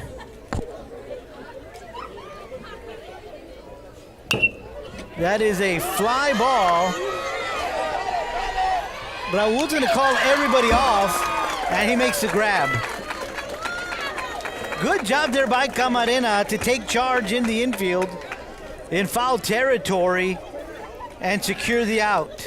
And Castillo just getting out of the way there, letting his defense make the play there. And as you mentioned, Camarena right on top of it. Probably the best player suited for that kind of play was right in front of it. Got a big out there for out number 2. So that'll bring up the first baseman, Mike Brown. Mike grounded out to the first baseman his first time up. There are 2 outs. Bases are loaded for the Wildcats. Chance to get a few back here for the Wildcats. First pitch is in the dirt for ball 1.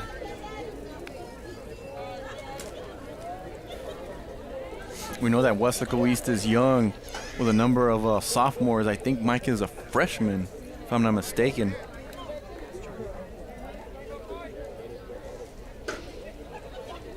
So we'll be seeing a lot of him in the next few years.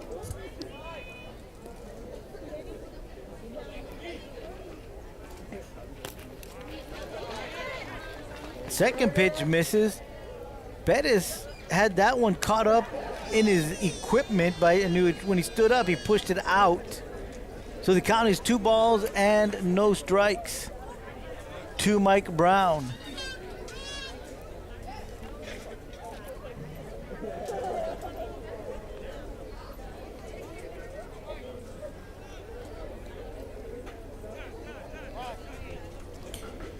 Mike Brown calling timeout, or maybe Weslaco defense calling timeout. We see a Panther at second base and Brian Diaz fixing his equipment. His shoes look like they may have come undone, so takes care of that. We come back to live action.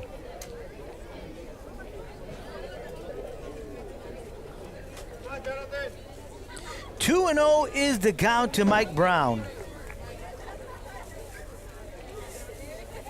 He thought about swinging at that one, but that one was high. He lets it go by, and now he's ahead of the count 3-0. You see Mike talking to his father, actually, Mike Brown, skipper there, getting the signal. Is he going to be given the 3-0 green light here with the bases loaded and 2 outs? I think not. And he's going to walk, and that'll bring another run across for the Wildcats. So the bases remain loaded, and we head to the top of the order. Jesse Lopez, the left fielder, is at the plate. He is 1 for 2 tonight. He had a strikeout and a double, and that's going to do it for John Castillo tonight. So we'll take a quick timeout. We'll come back. We'll let you know what the pitching changes are. You're watching Panther and Wildcat baseball right here on K-West. Before Clarissa Renteria was a dentist, she was a student at Weslaco ISD. She was a cheerleader, played softball, and started college early through the dual enrollment program. She graduated from UTPA before earning her degree from the University of Texas School of Dentistry in Houston. Now she is Dr. Renteria, creating beautiful smiles at Professional Dental Group. Weslaco ISD is home to some of the most prestigious graduates in the Rio Grande Valley. For Dr. Clarissa Renteria, WISD was the right choice. Welcome back to Weslaco High School. We are at the Weslaco Panther Baseball Complex. Weslaco Panthers taking on the Weslaco East Wildcats. It's a night of WISD baseball brought to you by K-West. Took a timeout as we had a pitching change for the Panthers. Now on the mound, number 20, Elijah Estebanes. The ace of the staff, Joe, comes in with a 5-0 record, 1.44 ERA, has 32 strikeouts, has allowed 6 runs, has walked six, and has given up 19 hits. He was the one that went up against Nick Solis over there at Weslaco East and did an outstanding job. Tossed 7 innings and gave up only 2 hits. And Wildcats number 7. beg your pardon, it was 3 hits and struck out 6.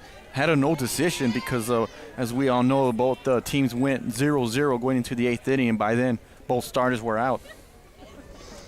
So again, we head to the top of the order. Jesse Lopez is at the plate. He's a left-handed batter. He's 1 for 2 tonight. Struck out his first time up, doubled his second time up, and the bases are loaded with 2 outs here in the top of the 4th inning. First pitch is in there for strike 1. And the final numbers on John Castillo is 2 2/3 innings. He allowed 6 hits, 2 earned runs, walked a few, and is responsible for the runners, for the bases loaded, actually. So that number may go up, Joe, if Lopez is able to get a hit. Well, Lopez finds himself behind on the count, 0-2. 2 good pitches from Estebanes, one on the inside and one on the outside corner.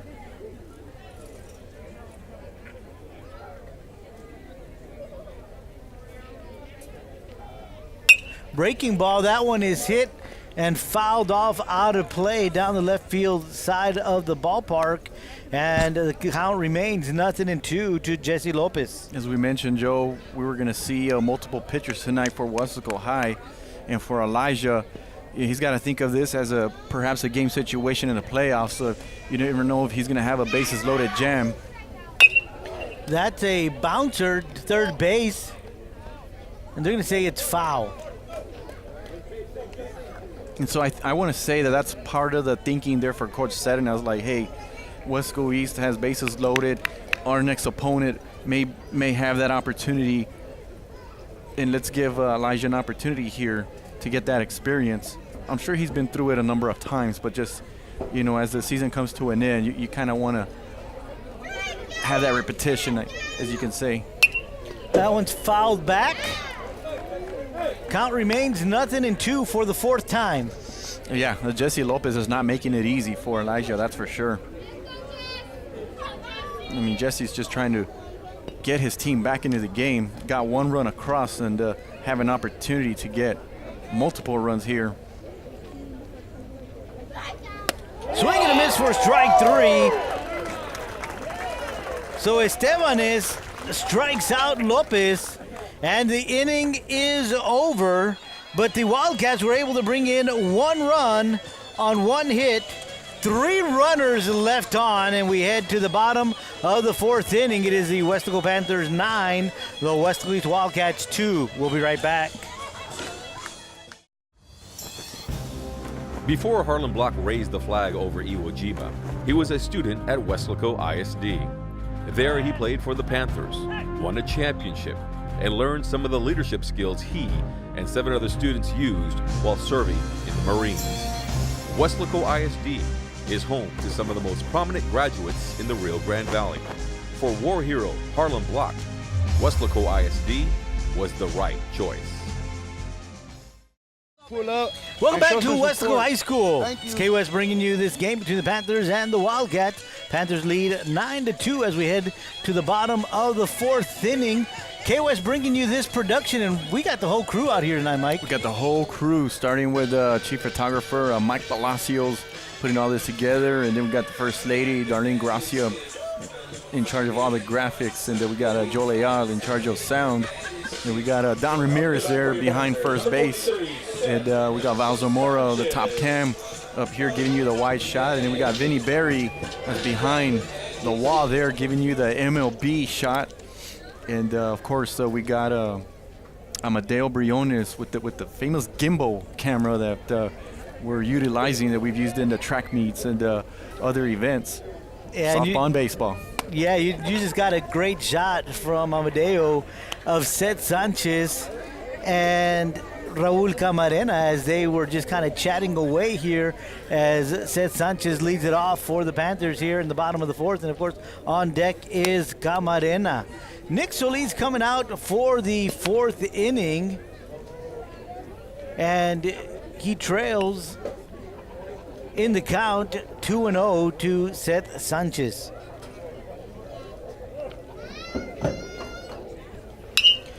That pitch is swung on and fouled back for strike one. 2-1 count on Seth Sanchez. And they had Solis with 84 pitches after 3 innings. And so that number is about, 88 now or 87? 87. 87 would be the pitch count. That is foul. That looks like it's going to tail out of play. It doesn't, but it went a long ways to the right, and the count is now even at 2 balls and 2 strikes. As we were mentioning earlier, there is a lot of room down both sides of the ballpark, down the right field line and the left field line. There's quite a bit of real estate to cover. So 2-2 count on Sanchez. Solis steps back. I've got him with 5 strikeouts tonight, Mike. That is correct. He had 3 in the first inning, struck out all 3 batters, and then he had 2 in the third inning.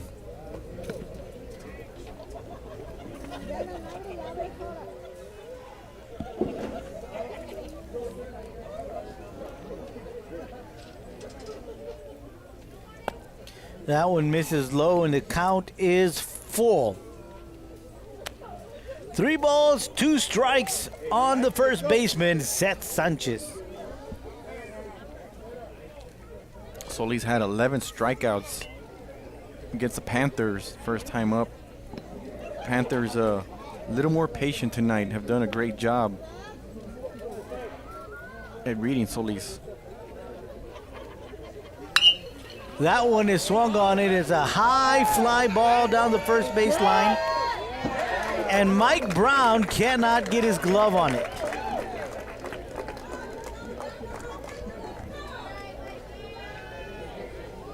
And Seth Sanchez is aboard. And that'll bring up the third baseman, Raul Camarena.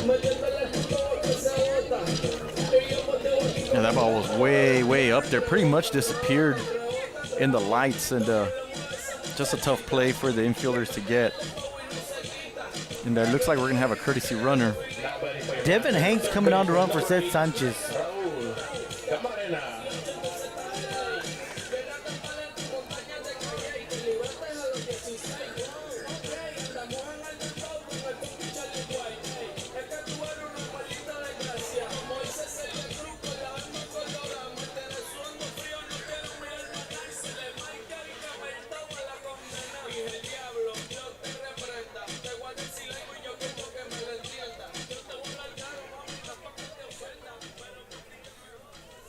So we have a runner at first in Devin Hanks as he comes in to run for Seth Sanchez. And at the plate is Raul Camarena. Camarena 2 for 2 tonight. 2 infield singles. Gomez picks that one up, fires it to second to get the lead runner for out number 1. So Camarena on board. Fielder's choice. And that'll bring up another left-handed batter. Now the pitcher, Elijah Estebanes. Elijah 0 for 1, had a walk in the second inning and scored. The Wildcats got first out of the inning. It was a slow roller to second, so it was a tough play to get a double play on, but got that lead runner. Estebanes looks at that one for ball 1. But if you're Weslaco, maybe it's not all that bad because you got Raul in first, who one of the fastest runners on the team. So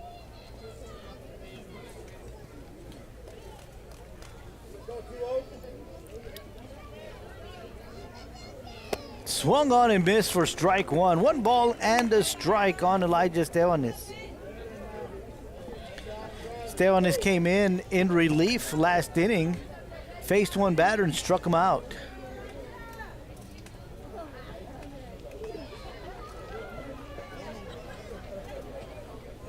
So Lee steps off the rubber, forcing Camarena back to the bag.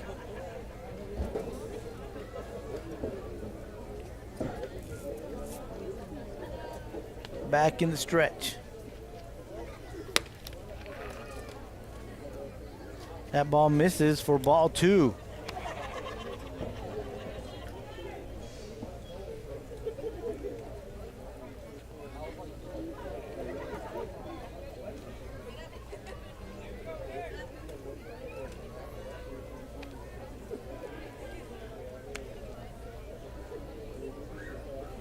He played it first, trying to get Raul Camarena out there, but got back on time.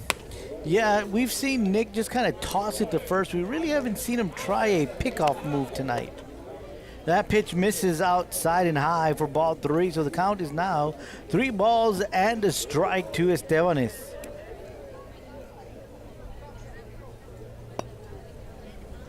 Being that he is a left-handed pitcher, not sure if he's really concerned with anybody trying to steal. And this time Camarena does steal. Here's a throw and it's in there, but not on time. It was a good throw, but the tag was just not applied on time, and Camarena has himself a stolen base. And that was an all-out steal because Elijah didn't swing at that pitch, so Coach Serna giving that signal to Raul to go ahead and try for second, and he did. And as you mentioned, Joel, that was a great throw by San Miguel to second base. It was perfectly at a perfect spot there, but the tag was there, but just a little too late. Good slide by Camarena. You said that there was no swing, but it was in there for strike 2. The count is full on Estebanes. And that one is hit hard to right field. And it's one hopper to Dominic Castillo. He's going to pick it up and fire it to the cutoff man in Brown. But as you've been mentioning tonight, Mike, Camarena with just a lot of wheels, and he scores. And for Elijah, that's RBI number 17 on the season. Got a great pitch, hit it hard right in front of the right fielder. Bounced right in front of him, and which allowed Camarena to score easily from second base. And once again, the Panthers have their 8-run lead again.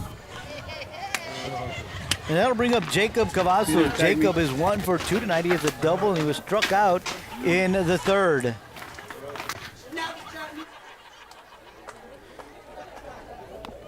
And this time he is hit by the pitch, and he'll make his way over to first base.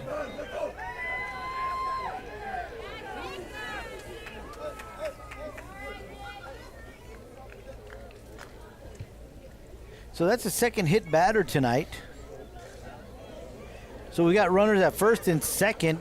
Here comes Coach Brown out to the mound to talk to his young pitcher. And I think that's going to be all for Nick Solis tonight.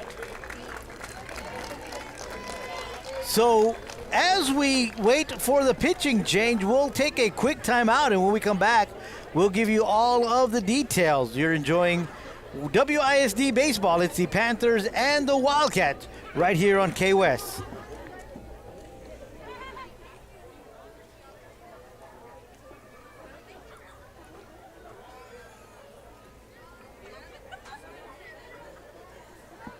And that ends the evening for Wildcat pitcher number 18, Pompa. Nick Solis, finished with 100 pitches. 100 pitches for Wildcat pitcher number 18, Nick Solis. Brown. Mike Brown? Mm-hmm.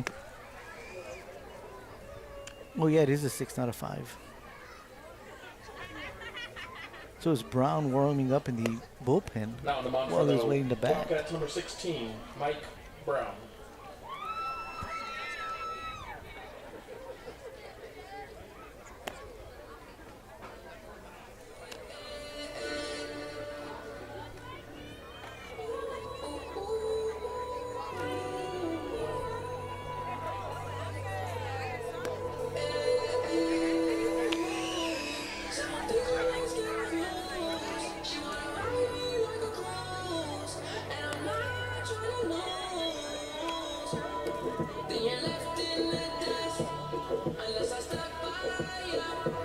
think we're going to have a pinch hitter.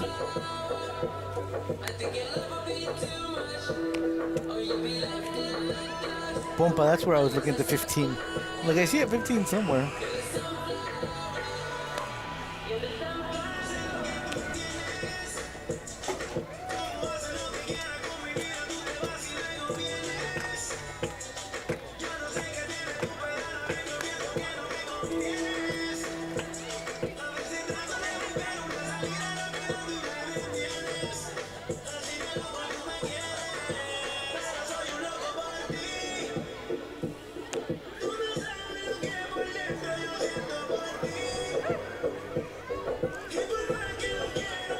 Welcome back. KOS bringing you WISD baseball. The Panthers taking on the Wildcats. We are in the bottom of the fourth inning, and it's the Panthers 10, the Wildcats 2.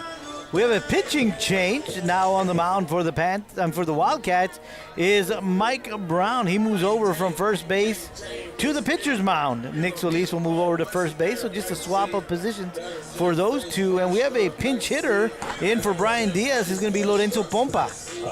So we go from one lefty to another, from Solis to Mike Brown here. And so Wildcats making a change here,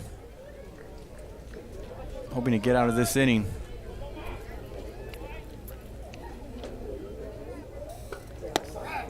And that first pitch from Brown is in there for strike one. So with runners at first and second, Solis is still responsible for those runs.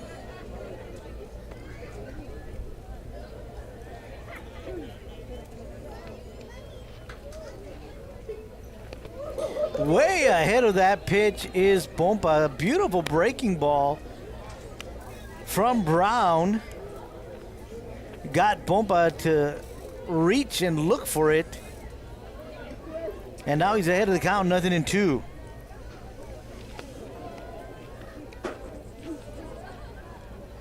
Another breaking ball, and that one is swung on and fouled back. Count remains 0-2. There is one out here in the bottom of the fourth. Coach Jaime Castaneda comes out to retrieve that foul ball.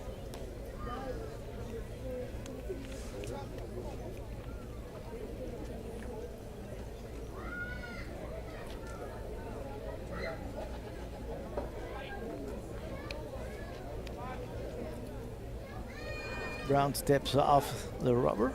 Runners go back. Cavazos at first, not being held on. That one is in there for called strike three.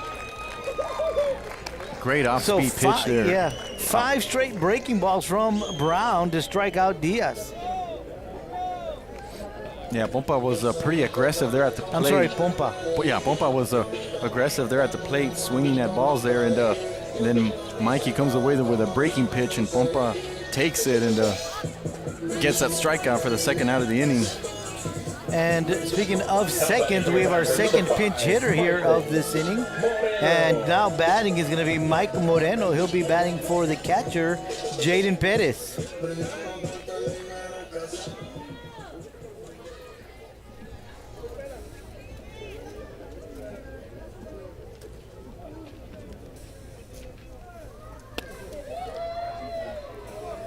First pitch that is not a strike from Brown tonight.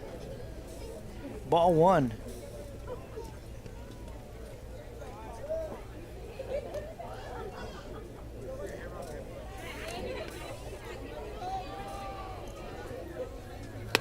Swing and a miss for strike one. 1 ball and 1 strike on Moreno. Yeah, Brown doesn't throw the ball very hard, but he has the Weslaco High hitters guessing, though, that's for sure.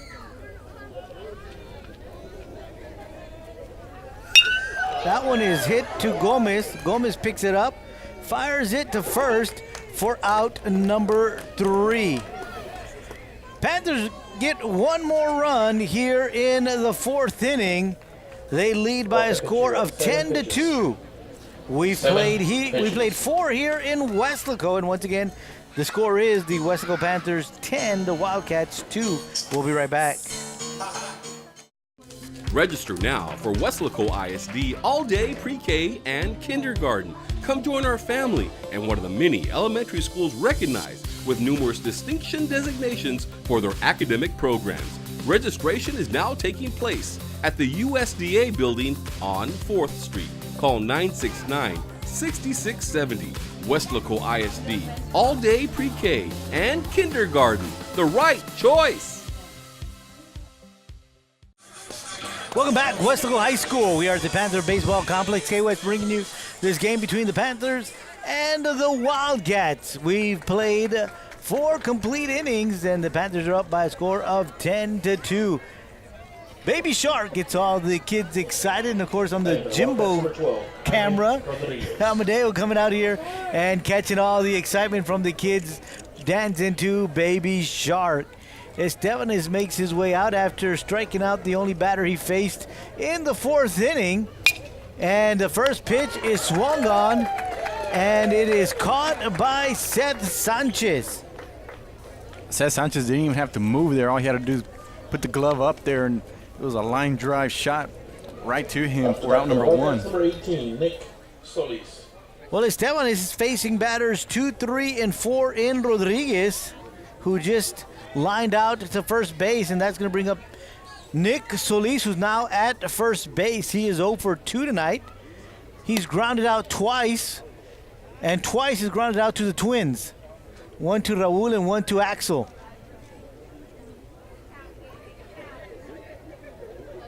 So 1 out here in the top of the 5th.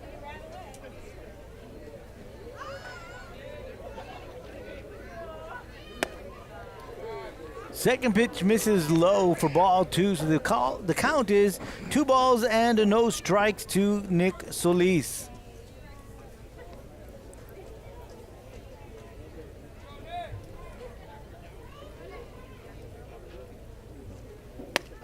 That one is in there for strike 1. 2 balls and 1 strike on Nick Solis. And if I'm not mistaken, Joe, Estevanes would be pitcher of record if the Panthers go on and win this game, because he came in relief in the 3rd inning. That pitch is swung on, and it is hit hard and far down the right field line, and Jacob cannot get to it, and that's a stand-up double for Nick Solis. Great attempt there by Jacob. Go for the ball, but Solis with his first hit of the night. And again, Wildcats do have a runner in scoring position, and that'll bring up Julian San Miguel, the catcher. He is 0 for 2 tonight. Flew out to center field his first time up. Grounded out to the third baseman the second time up.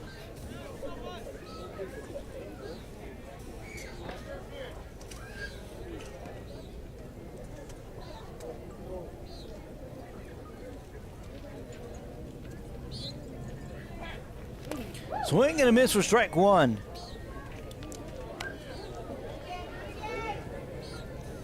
Looked like San Miguel was destined to swing at the first pitch, this time up at bat. There's a big area there down the first base line. Seth Sanchez is playing pretty far to his right there. Swing and a miss, strike 2. And usually when you've got a pitcher that throws as hard as Estevanes, you expect late swings. So you kind of favor the opposite side of the batter. That one is hit right at the second baseman, Brian Diaz. He picks it up, fires it to Sanchez for out number 2. And in that play, Nick Solis advances to third base. Hit it at a pretty good spot there, but I just think the Panther defense hadn't played perfectly there. Notice that the second baseman kind of shifted more toward the bag at second, in which, as I said earlier, Seth Sanchez was kind of a little off to his right side on first base, and so that allowed the second baseman, Brian Diaz, to kind of shift over more toward the bag. And that'll bring up the right fielder, Dominic Castillo. He is 1 for 2 tonight. He had a single in the third and scored Flew out to the shortstop first time up. First pitch misses for ball one.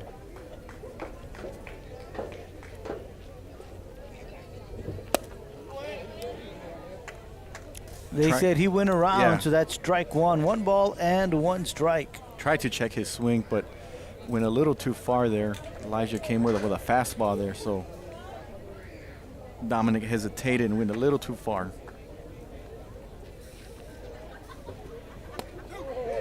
Breaking ball misses just a bit inside.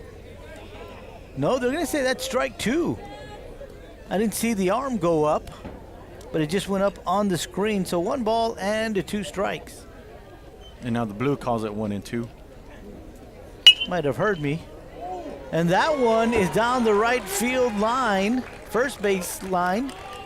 And it gets past Seth Sanchez for a single, an RBI single at that.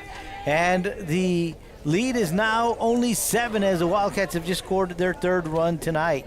So I think Dominic saw what we did, Joe, and went the opposite way and got it under Seth Sanchez's glove, who at that time didn't play as far off, but was still able to hit it to the opposite side and get it under Sanchez's glove for an RBI single. That makes it 10-3. And that'll bring up the third baseman, Javi Garza. Javi is 2 for 2 tonight. He's got a single and a double. He's also scored once. First pitch misses low for ball 1.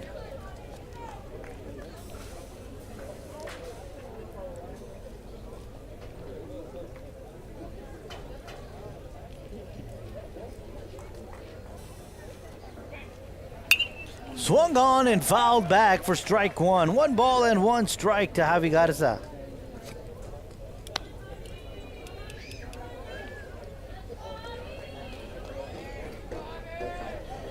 Still a good crowd here tonight, enjoying perfect weather and enjoying a good baseball game.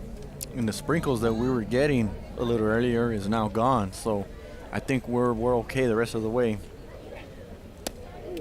Breaking ball misses low, ball 2. That one is trying to throw some off-speed stuff so he can catch Javi swinging, but got a good hitter. Was not going to be fooled at the plate tonight.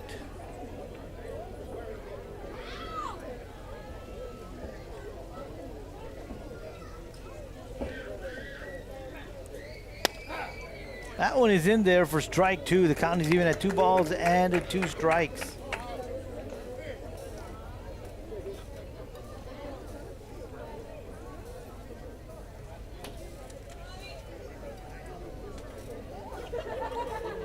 Two balls, 2 strikes, 2 outs here in the top of the 5th inning. They're going to say he did not go around, and the count is now full. Good job there by Garza to check his swing. Empire standing right there, right in front of him, and felt that Garza was able to hold up his bat. And Carranza also right behind the pitcher, so he's got a good view of it as well. So here comes the payoff pitch. That one misses low, ball 4, and we've got runners at first and second, 2 outs. That's going to bring up the second baseman, Aaron Gomez. Aaron flew out to center his first time up, reached via an error the second time up. And this time he's at the plate with 2 outs, runners at first and second. Aaron actually is credited with an RBI sac fly in the second inning, which gave the Wildcats a 1-0 lead.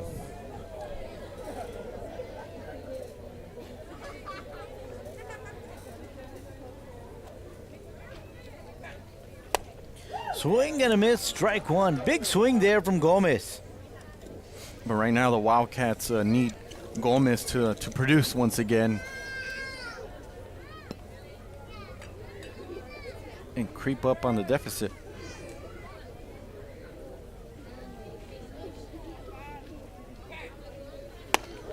Swing and a miss, strike two. So Estevanes quickly gets ahead of the count on Gomez. 0-2.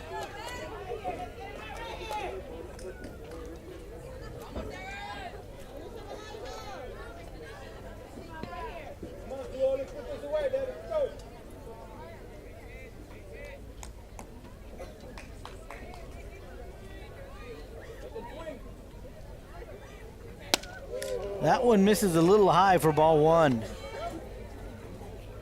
Saw Estevanes shake off a few pitches. I think he wanted to throw something to see if he could get Gomez chasing something. Came with a high fastball there. Gomez wasn't fooled though. Gomez is a good athlete. He also plays basketball. Saw him play a lot of great games for the Wildcats this season.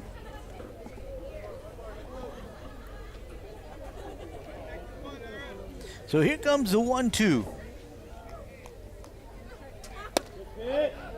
Doesn't chase that one. The count is now even at 2 balls and 2 strikes with 2 outs here in the top of the 5th inning.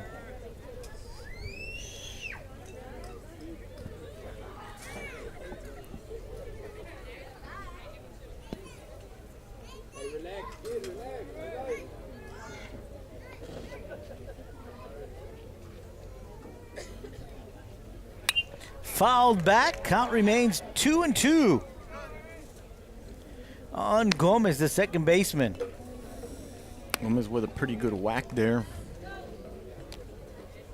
Got a little underneath it though.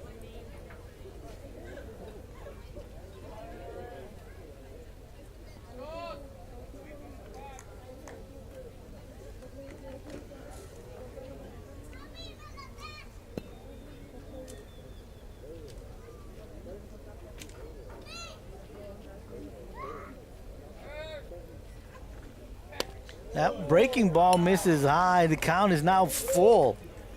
So Gomez working the count to full. Was behind early 0-2. He's fought his way back to a full count. So we got a pretty big pitch coming up here. The payoff pitch is on its way. And that's another walk.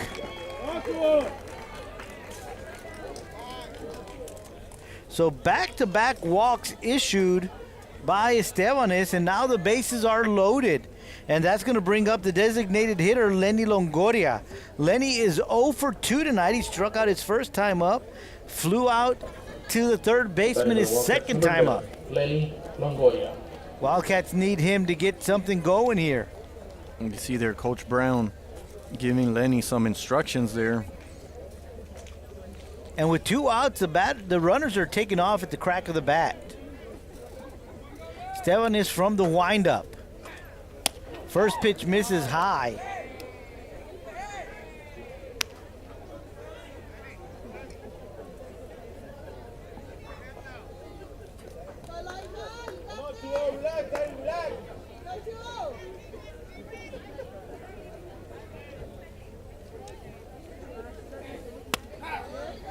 Fastball in there for strike one. 1 ball and 1 strike to the designated hitter, Longoria. So Elijah came into this game with the bases loaded. Now in the bases loaded situation again, was able to get that big third out. Let's see what happens here.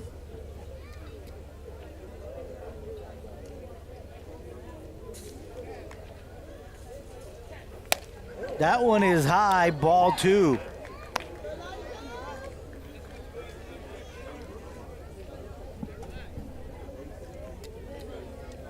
Longoria wanting to get something going here for the Wildcats.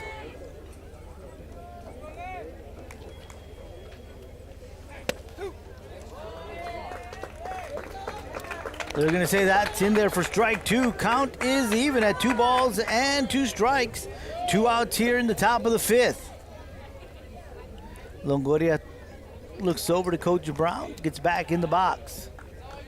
2-2 count. Estevanes from the windup. That one is swung on, and that was going to tail almost out of play, but out of the reach of any of the defenders for the Panthers, that being Cavazos and Sanchez in right field and first base. So the count remains 2 balls and 2 strikes. Longoria just putting the bat out there, making contact to keep the inning alive. Yeah, he wants to protect the plate as he wants to do. So once again, we do the 2-2. That one is fouled back, out of play. Count remains 2 balls and 2 strikes to the designated hitter, Lenny Longoria.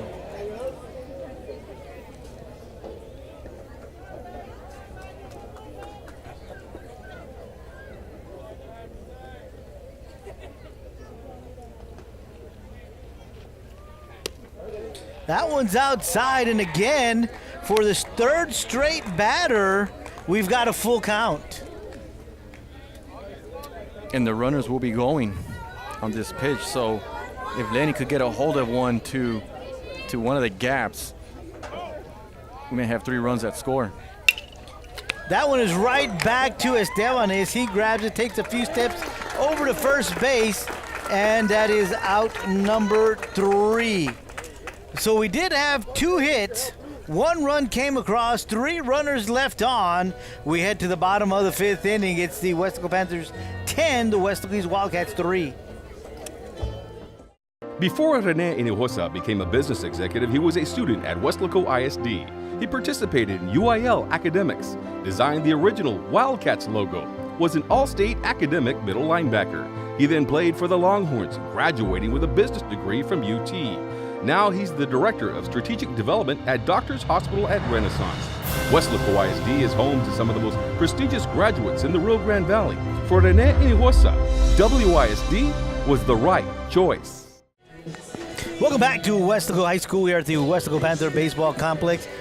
Old school jams playing overhead. The Eagles Hotel California. As we head to the bottom of the 5th inning, Mike Brown on the mound for the Wildcats, and he's going to face batters 1, 2, and 3 for the Panthers. Jaden Cavazos, Matt Calderon, and Axel Camarena. Jaden Cavazos, 1 for 2 tonight. He struck out his first time up, walked his second time up, and scored. And he had that single that got beyond Castillo that he turned into an in-the-park home run. His last time up at bat. And for Mike Brown, this is his 2nd inning of work. Got the last 2 outs of the 4th. Did a great job getting a strikeout and then a grounder to second.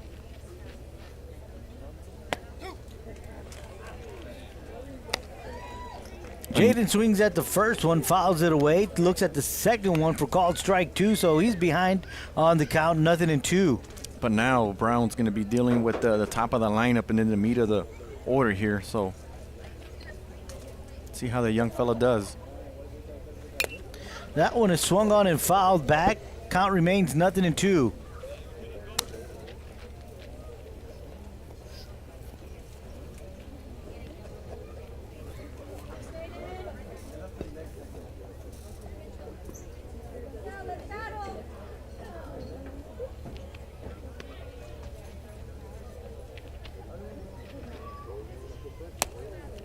Slow breaking ball misses high for ball 1.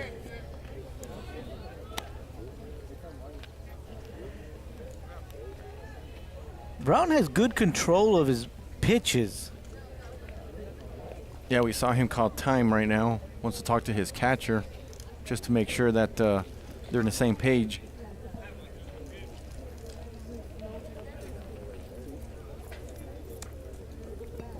Count is 1 ball and 2 strikes on Jaden Cavazos. He is the left fielder for the Panthers.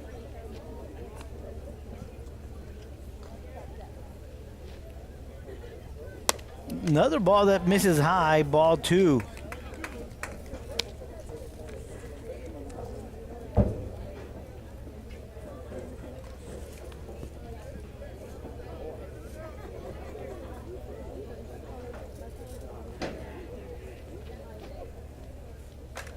That one is swung on, and Aaron Gomez moves over to his right and grabs that one for out number 1. You know, Gomez read that perfectly. Took about, 4 or 5 steps and made the play there. And with one out, nobody on, that's going to bring up the center fielder, Matt Calderon. Up to bat for your Panthers. Matt number is 11. 1 for 2 as well tonight. He struck out his first time, doubled and scored his second time up, reached first via a walk in the 3rd inning.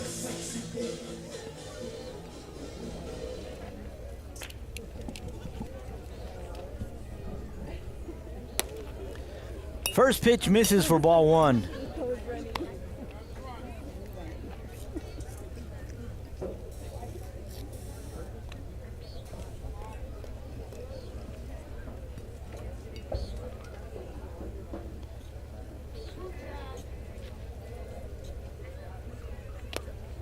That pitch misses ball 2. I don't think we've seen Brown behind in the count at all tonight. This is 2-0. Yeah, has done a great job with his control. First couple of hitters he's faced, but now he's behind 2-0. That one is swung on and hit hard to left. And back is Lopez, and he can't get to it. It goes over his head to the fence. And Calderon has himself a double, his second double of the night. That ball was hit hard to left field, and really no chance for Lopez. for Jesse Lopez to make the play, but was able to get that one hopper off the wall and throw it to the infield there. And that's going to bring up the shortstop, Axel Camarena. Axel's 0 for 3 tonight. Struck out twice and flew out to center field. Camarena.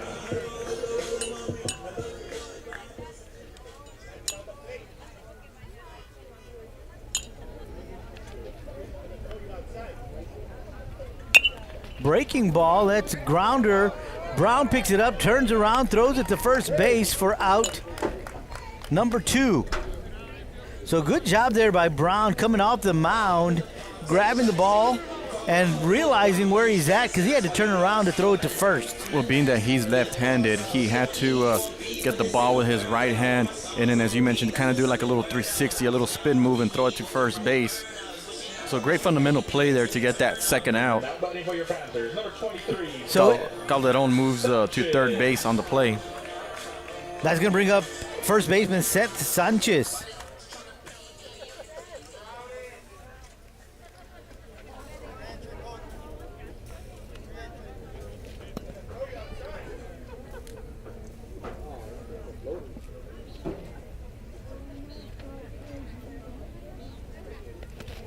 First pitch, ball 1. Seth has been on twice. Well, actually, he's been on all 3 times tonight. First time up was that errant throw from the shortstop, which allowed him to get to second base. He also scored in that inning. He walked his second time up, and then his third time up was a fielder's choice.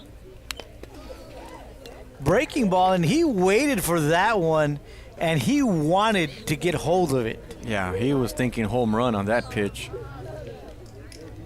It's kind of like he knew what pitch was coming. He anticipated it pretty well, but swung and missed and got a foul tip on that one. 1-1 is the count on Sanchez. 2 outs here in the bottom of the 5th inning. That pitch, it misses high for ball 2.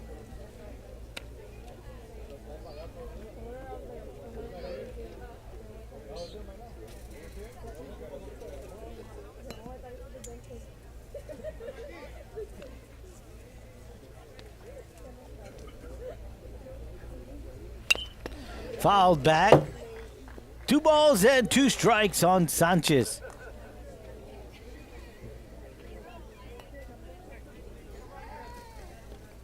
Yeah, Brown coming at Sanchez with some breaking balls there.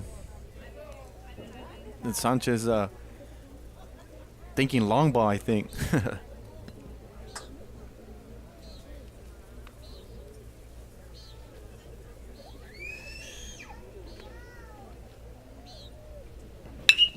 That one is hit hard to center field.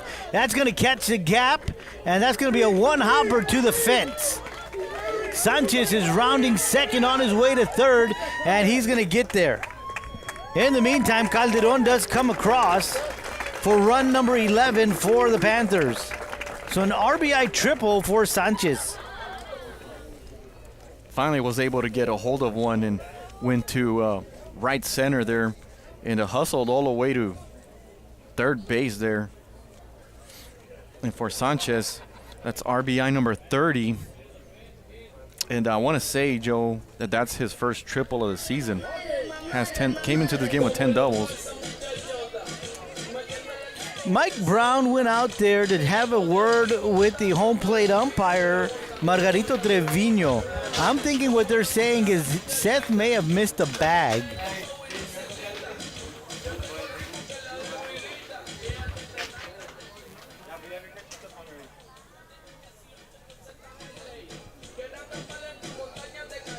And now the umpires are having a conference there with Coach Eddie Serna. So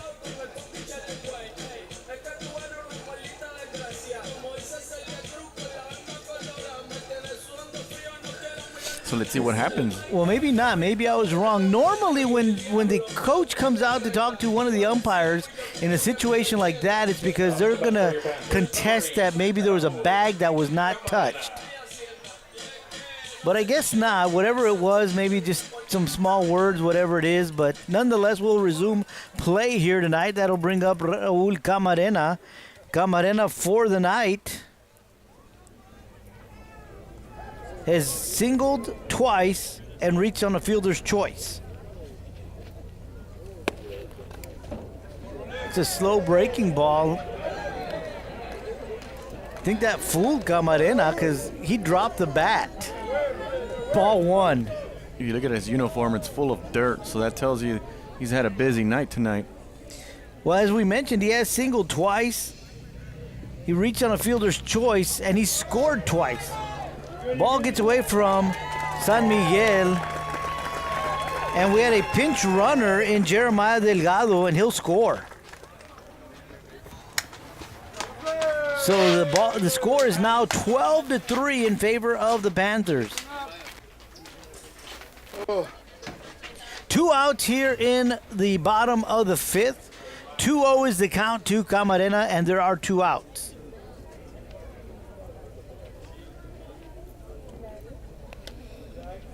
That one misses for ball 3. 3-0 is the count to Camarena.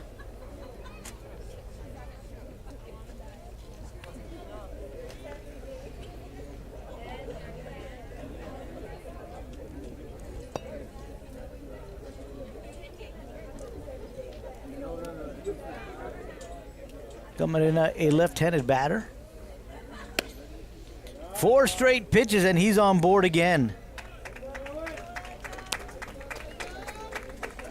And that'll bring up the pitcher, Elijah Estebanes. And well, here's the situation, Joe. We got Camarena on first base. If the Panthers are able to score one more run here, the game is over because they lead 12-3. So the 10-run rule will go into effect.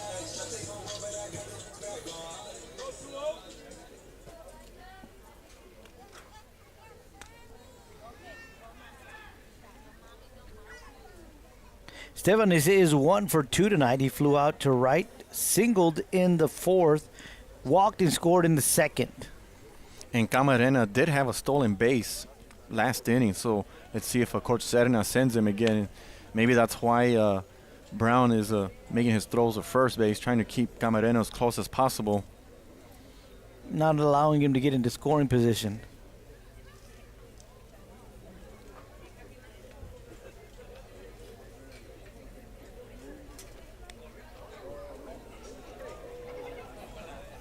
And he'll go into scoring position as the first pitch hits Estebanes.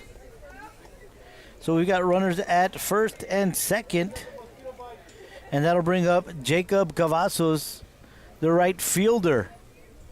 We've got a pinch hitter for Jacob, and that's going to be Eddie Castillo.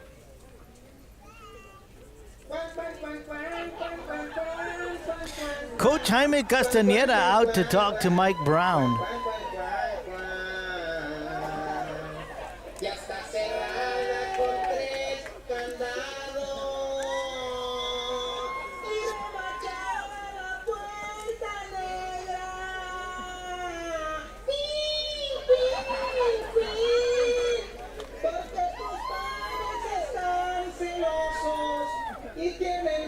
There are 2 outs here in the bottom of the 5th inning. 12-3 is your score. The Panthers are leading this one.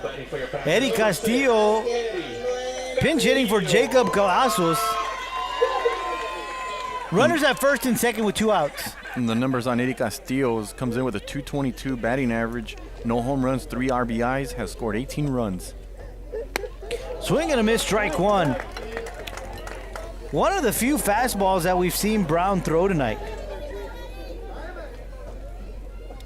And maybe that's one of the things Coach Castañeda was telling him, like, hey, let it go. Bring that heater. That one's a breaking ball, fouled away, strike 2. Nothing in 2 the count on Castillo.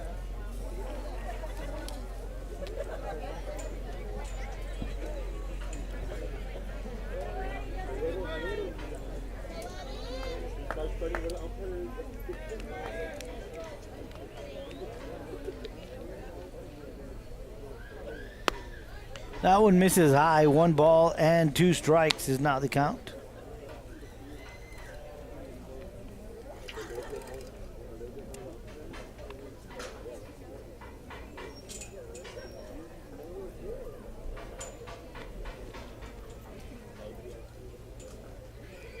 That one misses as well. The count is now even at 2-2.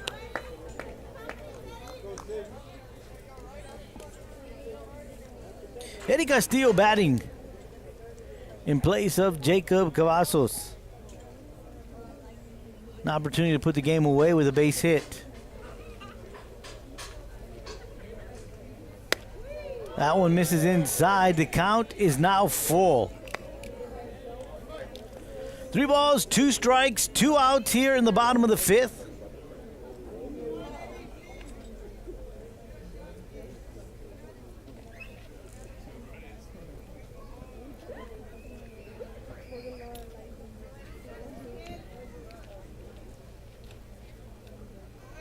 Runners are going, and that is a ball, and we now have the bases loaded.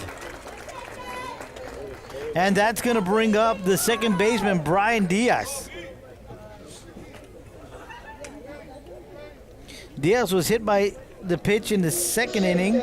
He singled in the 3rd inning, and he scored both times. They batted for him the last time up. They struck that batter out. To bat for your Panthers, number 9, Brian Diaz. So now a hit, wild pitch, pass ball, any of that, and the run will score, and the game will be over. Brown goes to the windup. And the first pitch misses for ball 1.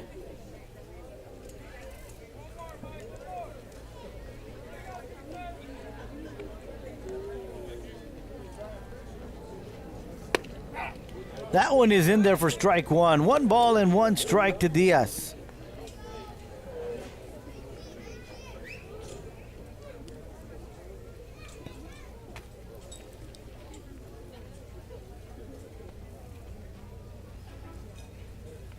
Breaking ball misses high, ball 2. 2 balls and a strike to Brian Diaz.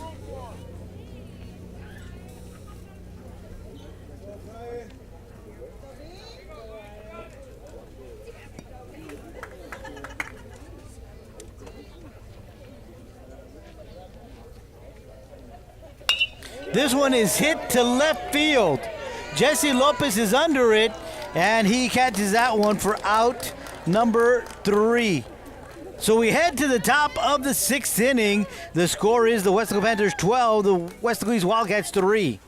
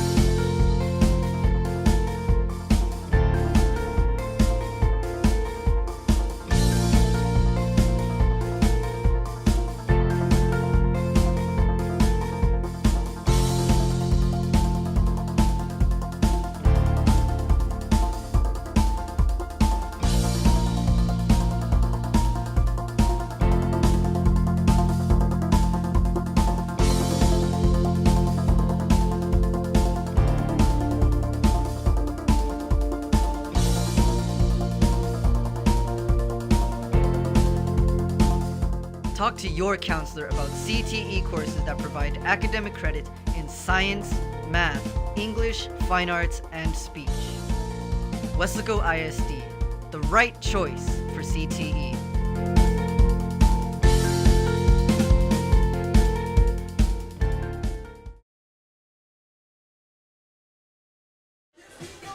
Welcome back. K-West bringing you this clash between the Panthers and the Wildcats. WISD affair. We have a pitching change. Now on the mound is Matt Calderon. Matt Calderon coming out from the center field position. So we got a couple of defensive changes, and I'll give you those in just a second. We've got Jeremiah Delgado at first base. Jaden Cavasso moves from left to center, and Eddie Castillo hops out to left field for the Panthers. They'll be facing batters, Matt will be facing batters 9, 1, and 2, and Mike Brown, Jesse Lopez, and Jaime Rodriguez. And the scouting report on Calderon is he throws hard. We just saw that pitch right there. Catcher couldn't even hold on to it. But I was watching him during warm-ups, and oh man, he was throwing it pretty hard there. So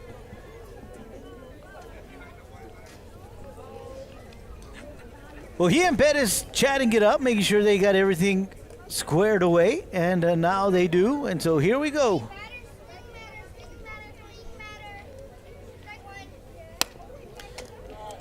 That one is high.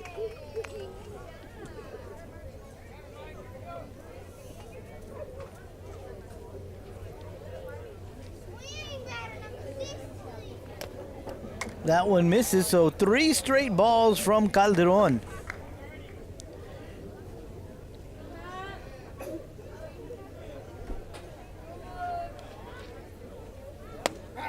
That one's in there for strike 1.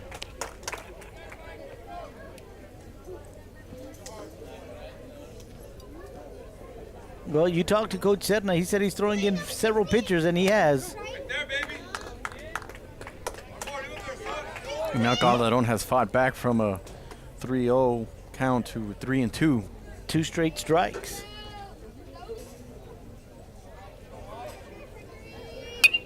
That one's fouled back. Count remains full on Mike Brown.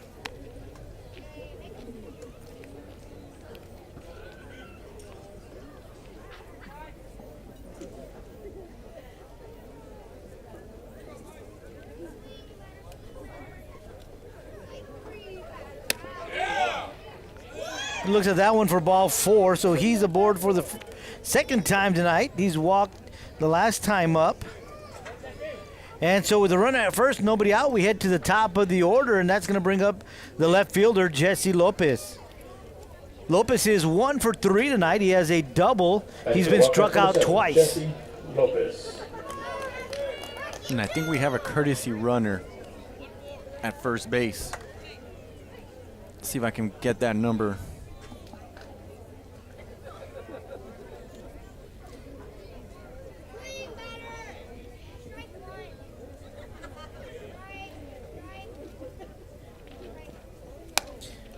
That one is high for ball 1.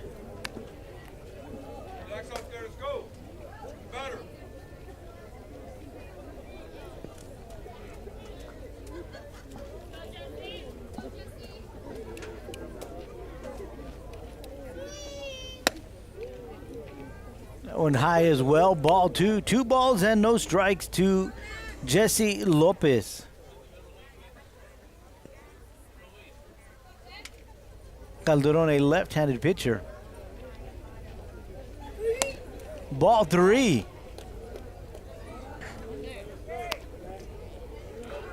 Three balls, no strikes to the batter, Jesse Lopez.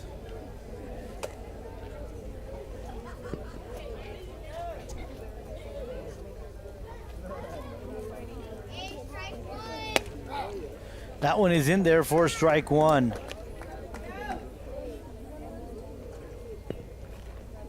Lopez showing bunt, but I have no thought that he was intending to bunt at all. That one catches the outside corner for strike 2, so the count is full. So just as we had a little while ago, full count, we now have full count again. That one is fouled back. Count remains full.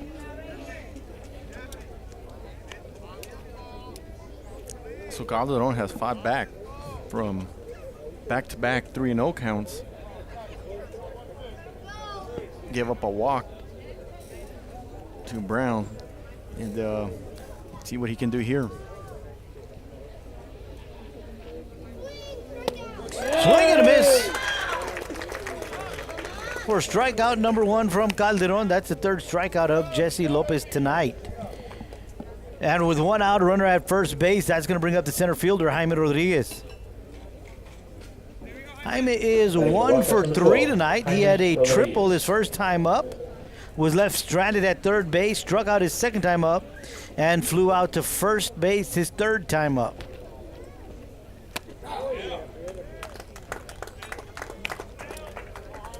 That first pitch is in there for strike 1.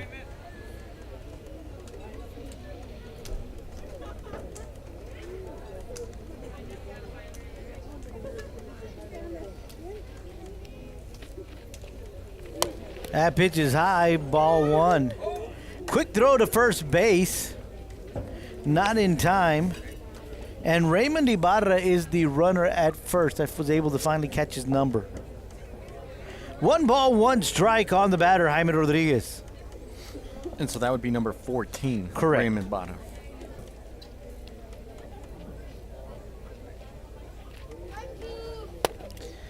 Ball low, 2-1 is the count.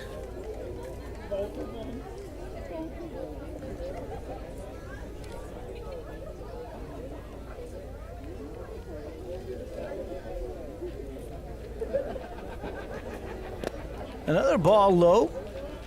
Count is now 3 balls and a strike, and Ibarra hesitating, and they got him. Ibarra hesitated a little bit, and then he decided to take off to second base, and Perez with a dart to second base. Camarena applies the tag for out number 2.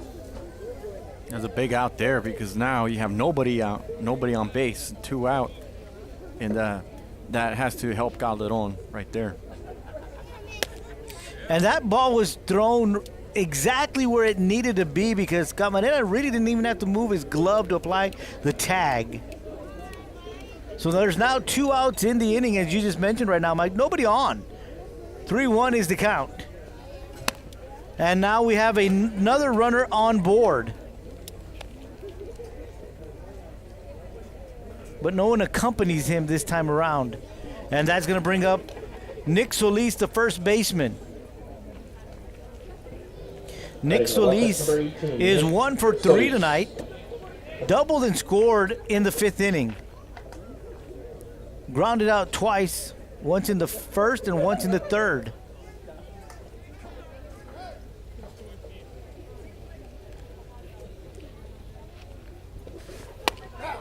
That one is in there for strike 1. And believe it or not, Joe, the Wildcats have had a base runner in every inning tonight. I believe it. But they've stranded 8, including the bases loaded Last inning. last inning.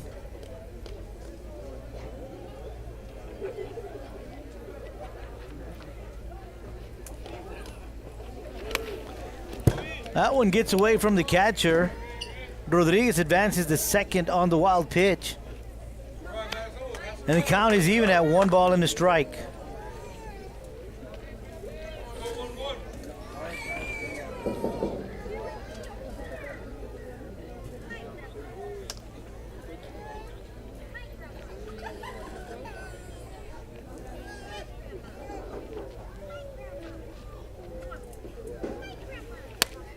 That one misses a little high. The count is now 2 balls and 1 strike on Nick Solis.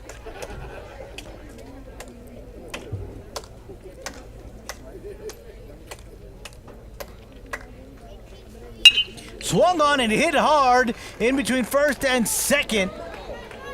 And Rodriguez is going to score easily. So an RBI single for Solis. And there's still 2 outs here in the inning. We've got a runner at first base. And that'll bring up the catcher, Julian San Miguel. Solis taking advantage of the hole that was between first and second. Went the opposite way. For the Wildcats, number 13, Julian Came through San with Miguel. a run to make it 12-4.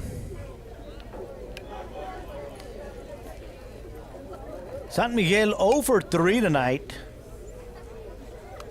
Grounded out to the third baseman in the fourth, second baseman in the fifth, and in his first time up at bat, he flew out to center field. Got another courtesy runner at first base.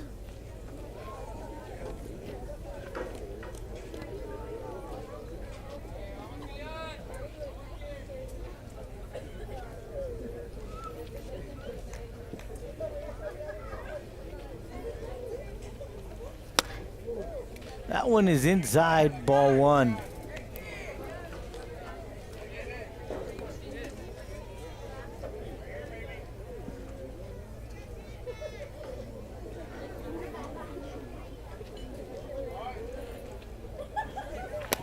In the dirt for ball two.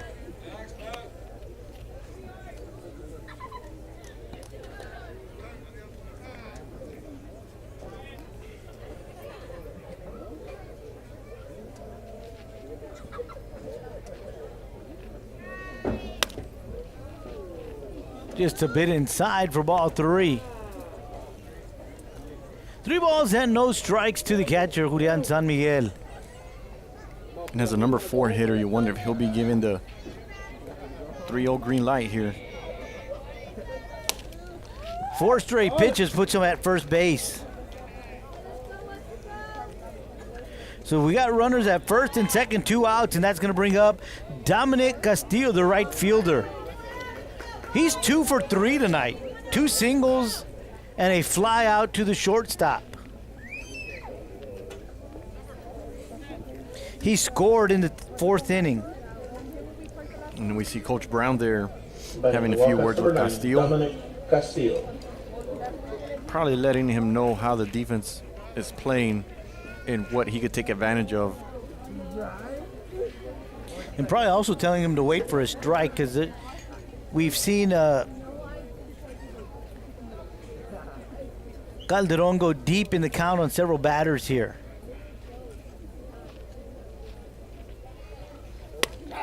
And there's that first pitch in there for strike one.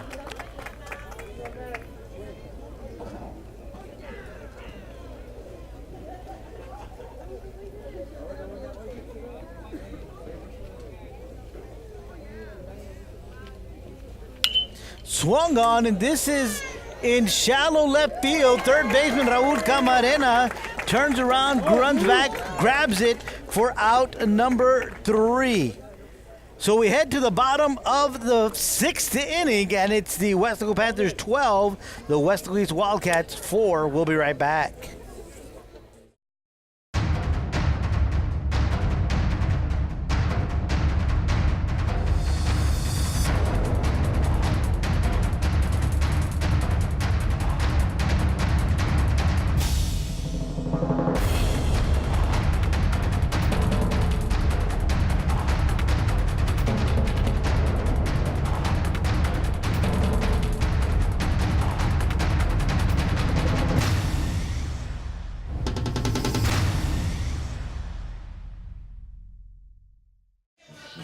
Welcome back. We are at the Weslaco Panther baseball field. Weslaco Panthers taking on the Weslaco East Wildcats. K-West bringing you this game. I am Joe Aguilar, joined by Mike Gonzalez, and of course all the K-West crew is out here tonight doing a great job with the camera work.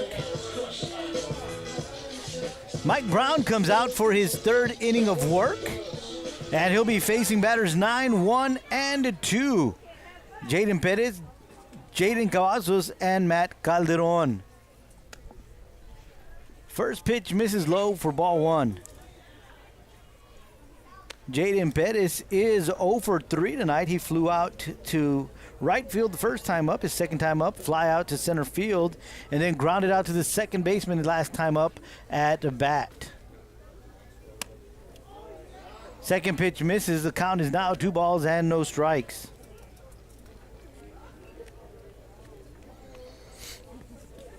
Got to give credit to Calderon, Joe, for getting out of that jam last inning. Did allow a run, but nothing more than that. Third pitch misses as well. Ball 3. 3 balls and a no strikes to the batter, Jaden Pettis. Had a great throw last inning because had that out not been converted, there could have been a few more runs for the Wildcats. So Pettis reaches on 4 straight pitches.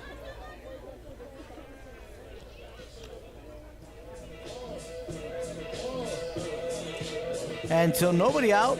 Runner at first. That'll bring up the leadoff batter, Jaden Cavazos. Up to bat for your Panthers, number 3, Jaden Cavazos. Jaden is 1 for 3 tonight. He has scored twice, though. And that one time that he scored was the single that turned into an in-the-park home run because of the error by the right fielder. Looks at the first pitch for strike 1.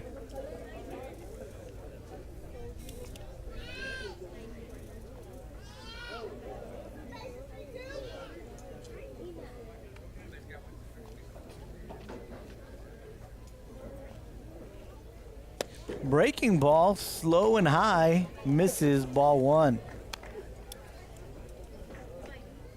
Brown was trying to get that outside corner there, that breaking ball, but a little too far outside.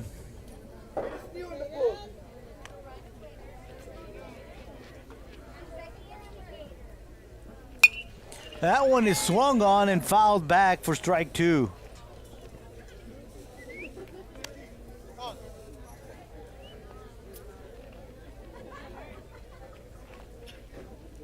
Brown with a lot of off-speed pitches. Does a real good job with his control. I'd like to see the gun on him to see what those are coming in at and the variation of speeds that he throws. And that is taken for called strike 3. Because what I was about to say is that he's fooled several of the Panther batters. I would say he's thrown about 2 or 3 fastballs, but everything else has been breaking ball off-speed pitches. And he got Jaden there, Now batting for your Panthers, number 11. striking out looking. Matt Calderon now batting for the Panthers. He started off the game in center field like he does every night. Came in on relief and has been pitching the last couple of innings for the Panthers. He is 2 for 3 tonight. Make it 3 for 4.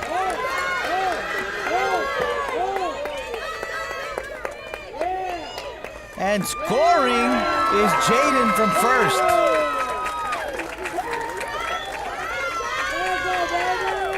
Good opposite field hitting by Calderon. That's a triple.